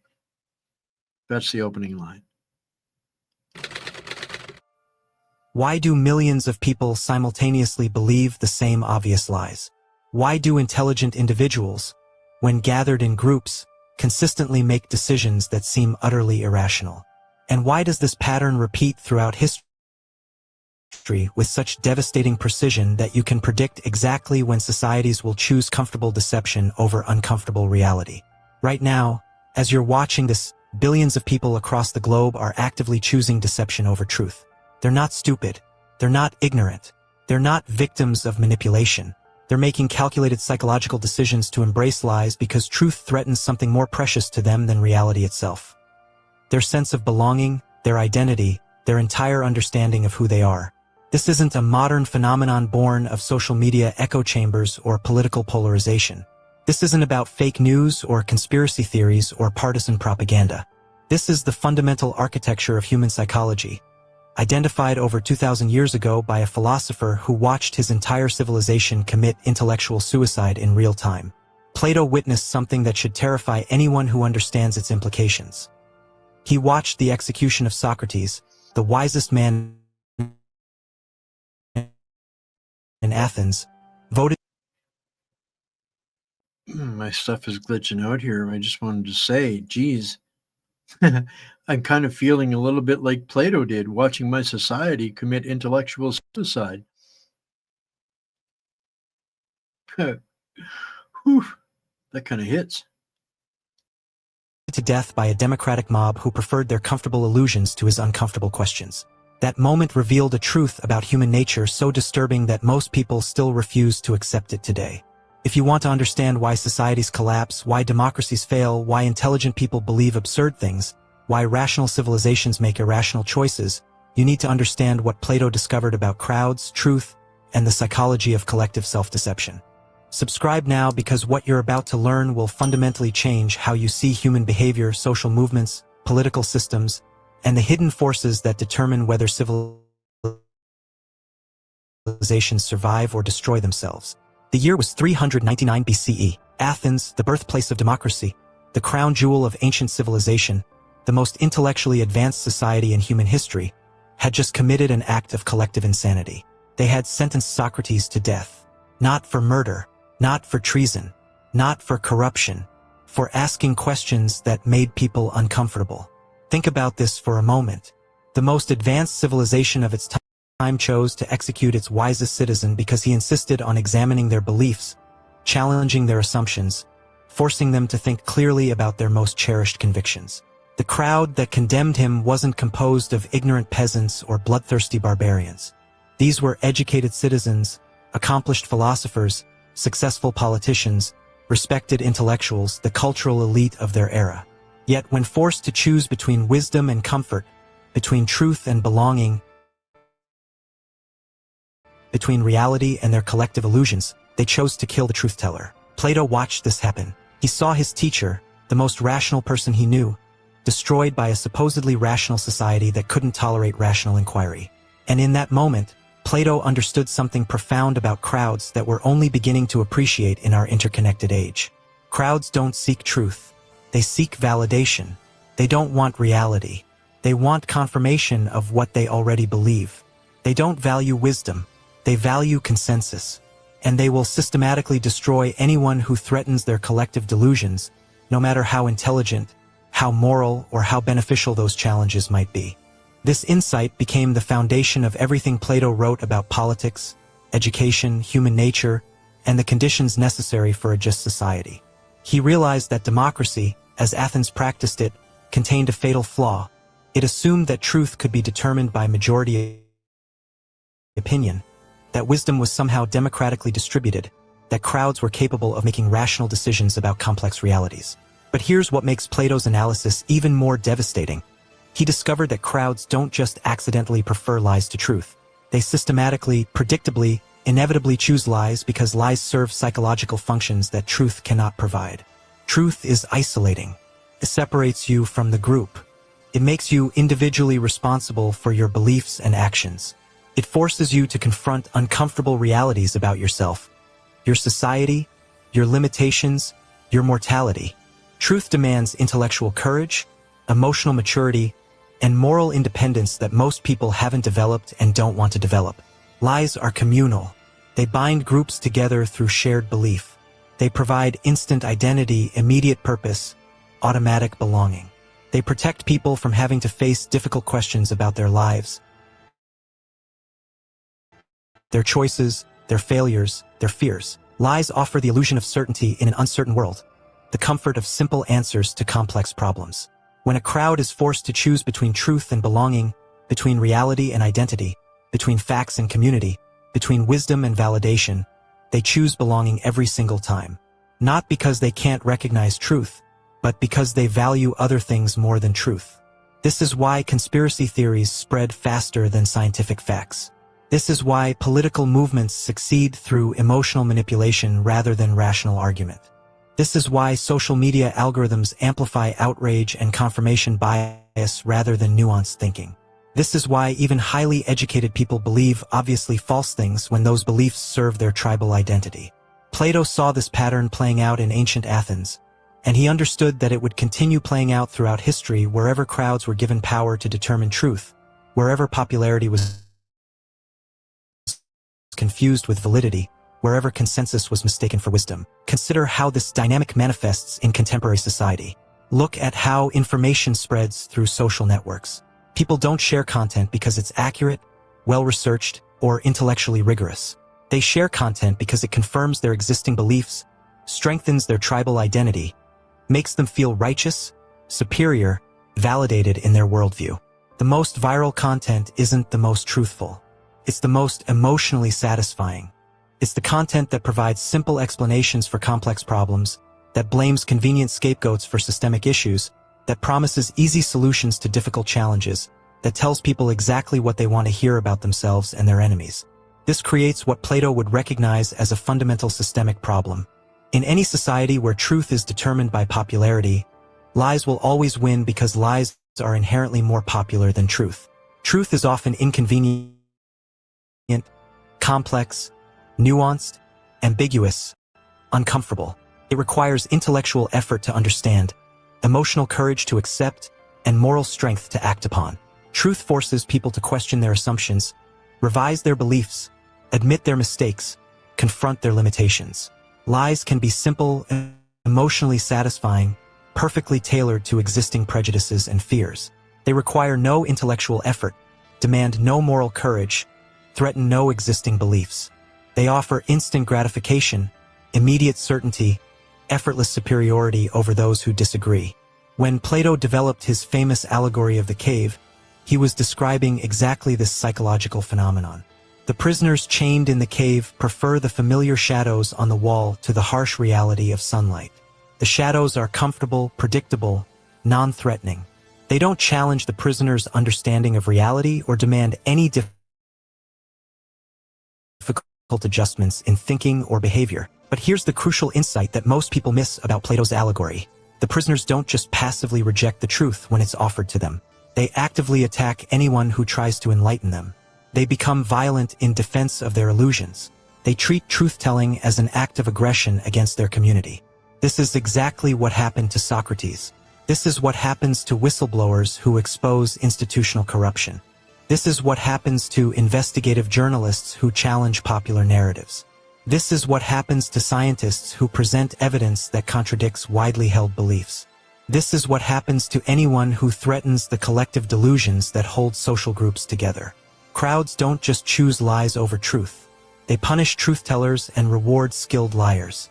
They create social systems that systematically incentivize deception and penalize honesty. They develop elaborate mechanisms for silencing dissent and enforcing conformity to group beliefs. Understanding this dynamic explains so much about human history that seems otherwise inexplicable. It explains why rational societies make consistently irrational decisions. It explains why intelligent people believe absurd things when they're part of groups. It explains why civilizations collapse even when their problems are obvious and their solutions are readily available. It explains why scientific progress encounters such fierce resistance, why social reforms face violent opposition, why moral advances meet organized backlash, why every attempt to expand human understanding or improve social conditions must overcome the determined resistance of crowds defending their familiar lies against uncomfortable truths. The crowd psychology that Plato identified operates at every level of social organization. In families, where uncomfortable truths about dysfunction, addiction, or abuse are systematically avoided in favor of maintaining artificial harmony.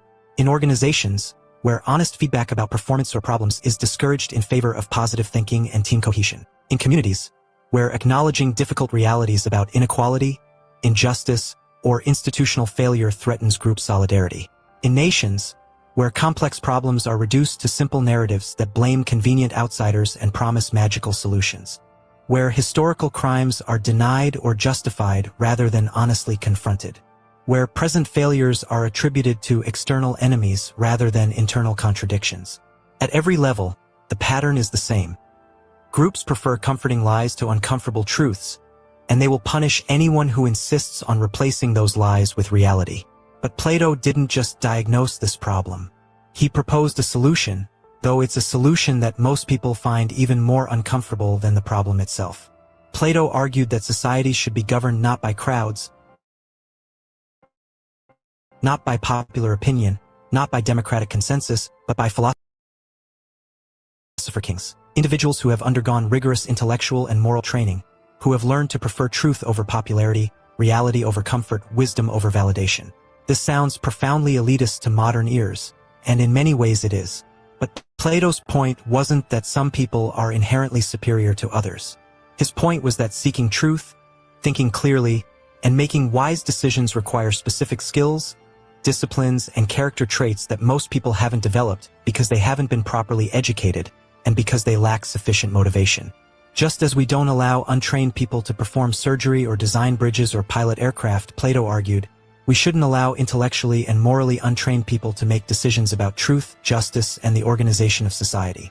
This idea horrifies contemporary sensibilities because we've been taught that everyone's opinion is equally valid, that democracy means giving everyone an equal voice regardless of rather than a necessary qualification for complex decisions. But Plato would argue that these beliefs themselves demonstrate exactly the kind of crowd thinking that leads societies to systematically choose lies over truth. We prefer the comforting democratic lie that all opinions are equal to the uncomfortable aristocratic truth that some people know more than others, that some ideas are better than others, that wisdom is rare and difficult to achieve. The consequences of this crowd-driven approach to truth are visible everywhere in contemporary society. We see them in the systematic rejection of scientific consensus on climate change, vaccine safety, and evolutionary biology. We see them in political movements that promise simple solutions to complex problems while demonizing experts who point out the complexity. We see them in social media platforms that amplify popular misinformation while suppressing accurate but unpopular information. We see them in educational systems that prioritize self-esteem over intellectual rigor, that avoid challenging students' existing beliefs, that treat all perspectives as equally valid regardless of evidence. We see them in news media that tailors coverage to audience preferences rather than factual accuracy, that sensationalizes trivial controversies while ignoring important but complex issues, that treats politics as entertainment rather than serious governance. Most troubling, we see them in the emergence of what philosophers call post-truth culture. A society where the very concept of objective truth is rejected in favor of subjective experience and tribal loyalty, where facts become matters of political opinion, where reality itself becomes optional. This represents the complete triumph of crowd psychology over rational thinking. When truth itself becomes a matter of democratic consensus, when facts become partisan talking points, when reality becomes a social construction, we've reached the logical endpoint of the dynamic that Plato identified 24 centuries ago. Yet Plato also understood that this dynamic isn't inevitable or insurmountable. Individuals can escape the cave. They can learn to prefer truth over comfort, reality over illusion, wisdom over validation. But it requires enormous effort, sustained discipline, considerable courage, and often painful sacrifice of social belonging and popular approval. The process Plato described as philosophical education involves systematically questioning everything you believe, examining the logical foundations of your assumptions, developing the intellectual tools necessary for clear thinking, and cultivating the moral courage to accept uncomfortable truths about yourself and your society. This isn't just an academic exercise or intellectual hobby. It's a profound transformation of character that enables individuals to resist crowd psychology and make decisions based on reality rather than social pressure, on evidence rather than emotion, on reason rather than tribal loyalty. But here's the tragic paradox that Plato identified. The people most capable of this philosophical transformation are often the least motivated to pursue it, because they benefit from existing systems and have little incentive to challenge prevailing orthodoxies. And the people most motivated to seek truth are often the least equipped to handle the psychological demands of genuine philosophical inquiry. This creates what Plato saw as a nearly impossible situation. Societies desperately need philosopher kings to survive and flourish, but they systematically prevent the development of philosopher kings and punish anyone who attempts to become one. The solution, according to Plato, requires a complete restructuring of education and social organization. Instead of teaching people what to think, we need to teach them how to think. Instead of rewarding conformity and popularity, we need to reward curiosity and intellectual courage. Instead of making truth subordinate to consensus, we need to make consensus subordinate to truth. But implementing such radical changes requires exactly the kind of philosophical leadership that crowds consistently reject. It's a bootstrap problem. We need wise leaders to create a society that systematically produces wise leaders, but we can't get wise leaders without a society that values wisdom over popularity. This doesn't mean the situation is entirely hopeless. Throughout history, exceptional individuals have successfully resisted crowd psychology and maintained their commitment to truth, even when it required enormous personal sacrifice. Scientists have maintained intellectual integrity despite social pressure and professional consequences. Artists have continued creating authentic work despite market demands and critical opposition. Moral leaders have stood for justice despite popular hostility and violent persecution. These individuals demonstrate that it's possible to escape Plato's cave, to choose truth over lies, reality over illusion, wisdom over validation. But they also demonstrate how rare and difficult such choices are, how much courage and discipline they require, and how much Moses is whether we're willing to pay the price of philosophical truth. The loss of comfortable illusions, the sacrifice of easy social belonging, the burden of thinking for ourselves rather than letting crowds think for us, the responsibility of forming our own judgments rather than accepting popular opinions. Most people aren't willing to pay this price. They prefer the security of shared delusions to the uncertainty of independent thought. They choose tribal identity over individual integrity, social validation over personal truth, the comfort of belonging to the difficulty of thinking. And this, ultimately, is why crowds always choose lies over truth. Not because they lack the intellectual capacity to recognize truth, but because truth threatens everything they value more than truth itself. Belonging, identity, security, comfort, the illusion of certainty in an uncertain world. Plato's brutal warning wasn't just about ancient Athens or historical democracies. It was about human nature itself, about the eternal tension between our capacity for wisdom and our need for belonging, between our ability to think clearly and our desire for social validation, between our potential for truth and our preference for comfortable illusion. Understanding this dynamic doesn't make it easier to resist. If anything, it makes resistance more difficult because it reveals how deep the problem goes, how fundamental it is to human psychology, how embedded it is in the basic structure of social organization. But understanding also creates genuine possibility. When you recognize crowd psychology operating in yourself and others, you can begin to make conscious choices about when to conform and when to resist, when to seek validation and when to seek truth, when to prioritize belonging and when to prioritize integrity. You can develop what Plato would call philosophical immunity, the intellectual and moral capacity to maintain independent judgment even when surrounded by people who have surrendered their ability to think for themselves. This immunity doesn't make you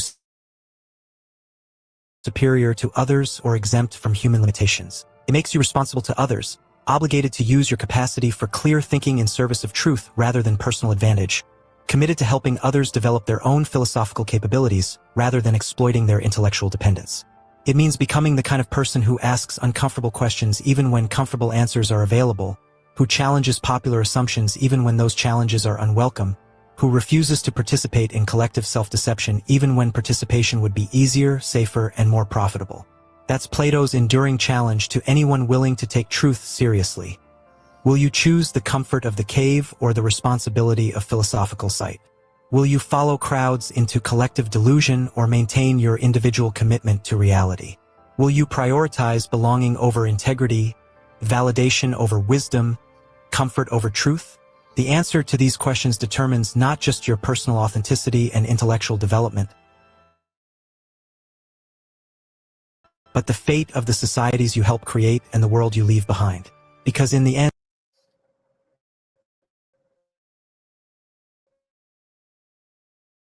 end, society don't just fail to flourish, they fail to survive. And that's the truth that no amount of crowd psychology can change. If this philosophical analysis challenged your assumptions about truth, democracy, and human nature, I want to hear your thoughts in the comments below. What's your experience with choosing uncomfortable truth over comfortable lies? Have you found yourself part of groups that preferred shared illusions to difficult realities? How do you maintain intellectual integrity when surrounded by people who've surrendered their capacity for independent thought? This is exactly the kind of deep, uncomfortable conversation that this channel exists to facilitate. If you're ready for more content that... All right. He can promote to you guys when you guys go and find that video yourselves. That'll be in the Substack. But comment from Brenda here I wanted just to address. Maybe our mostly being nonconformist, which open our minds, is also our stumbling block to success. And it is. Because the measure of success, when you get to the point that Plato is describing here, the measure of success is in compliance to the mob, the intellectual dishonesty, right? So if you don't excel within the rules of the hive mind, they will do whatever they can to destroy you. The messengers, the philosophers, the thinkers, the independent journalists and voices, right? This is why we're such a threat. We're a threat to their illusion of belonging. Everything that they associate with their success is a part of this, what I call the satanic lullaby that has captured our country, right? So yeah, I found that very prophetic and accurate. And 2,400 years later, it kind of gives us an insight as to what's coming. Well, you're right, Michelle, here with your comment. That depends on the definition of success. Very true. I consider myself a success because I'm still here, fighting the conformity of the system. Will I ever have financial success being a truth teller? Hell no, right? That comes back to the richest man in Babylon.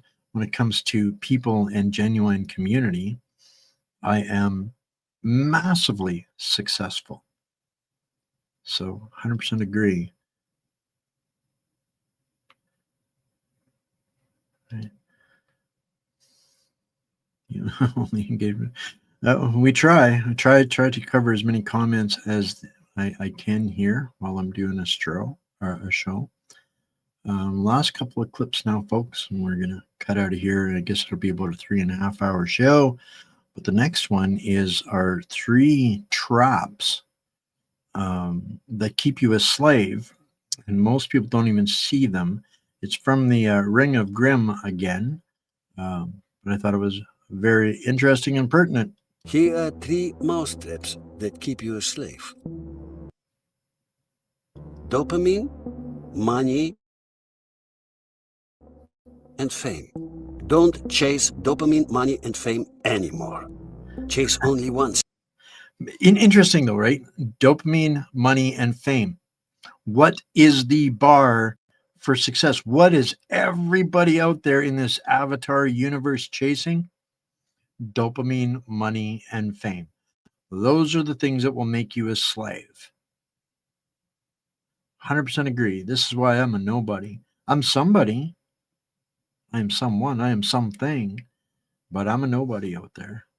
Sing and you will receive all 3 automatically. Chase honor. What is honor? Brotherhood, protection, mentorship, loyalty, challenges, sweat, sacrifice, purpose.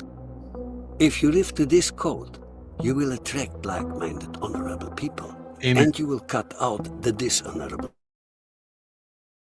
Suki. Honor weaves your social fabric tighter. Ego and fame rip it apart.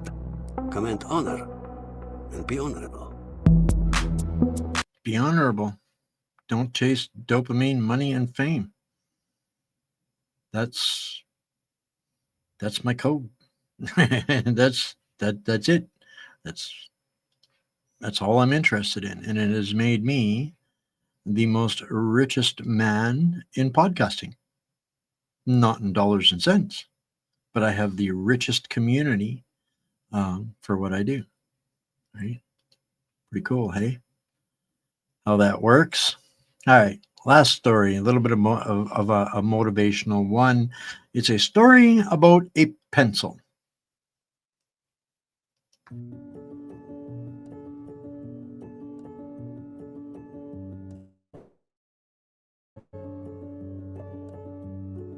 The Pencil's Tale. Once upon a time, an old pencil maker took his newest pencil aside just before he was about to pack him into a box. Imagining the little fellow as a person, he recalled a few things about the pencil. "There are 5 things you need to know," he said to his pencil. "Before I send you out into the world, always remember these 5 things. Never forget them. And you will become the best pencil you can be." The first thing is to remember that you will be able to do many great things, but only if you put yourself in someone else's hands. From time to time, you will experience a painful sharpening, but remember that this will make you a better pencil. Also, keep in mind that you will be able to correct any mistakes you might make along the way. And the most important part of you is what's on the inside. And remember this as well. Upon every surface that you are used, you must leave your mark. No matter what else happens, you must continue to write. It seemed the pencil listened to him and promised he would remember these 5 things so that he could live his life with heart and purpose. You see, in life, in your life, put yourself in someone else's hand.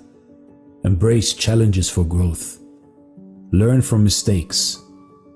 Value inner qualities. And leave a positive mark on the world. And you too can become the best pencil there is. This was The Pencil's Tale, and this is Dare to Do Motivation. Thank you. I strive every day to be the best pencil I can be. Right? I thought that was cute and appropriate. Oh, so that, ladies and gentlemen, boys and girls, is everything that I've got for y'all tonight. I'm going to cut this a little shorter, because otherwise we'd be here till midnight, and I'm not doing that on a Wednesday night. So tomorrow will be an continuation of Oh, But Wait, There's More. And in the meantime, friends, family, prisoners, patriots, hostages, spies, trolls, whoever it might be, I love you all. Support your favorite independent, trusted journalist, whoever that might be. If you want to buy me a coffee or help me keep me in the fight, the best way to do that is donate at whatsupcanada.org. Scrolling right there right now. That's the best way to do that. Nobody takes a bunch. Join the Switch with Wayne Army, and if you do, please make sure to not waste Kim's time and the team's time. They're only offering to help out of love and being good pencils. And so, yeah, I appreciate them, love them. I want you guys to join our army too. We are making a difference, not just on the other side of the fence, but on our own too. If you need to reach out to me, good, bad, or otherwise, contact at whatsupcanada.org is the best way to do that. Shoot me an email, whatever it might be, and I'll get a response back to you. And get plugged in on Substack, whatsupcanada.substack.com. Everything I do is always free, so long as you guys help me keep me in the fight. I will never put a paywall on the work that I share with everybody. There is on Substack an option if you want to.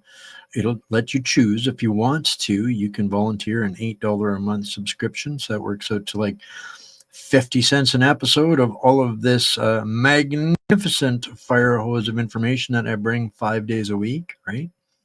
So appreciate the supporters over there. I think there's like 89 folks that have volunteered a $8 a month subscription over there. So I'm going to keep sharing that with you guys and keep it all going and stay mighty. Patriots and prisoners and hostages too. Stay mighty. Stay blessed. I love you all. Aloha. I see you.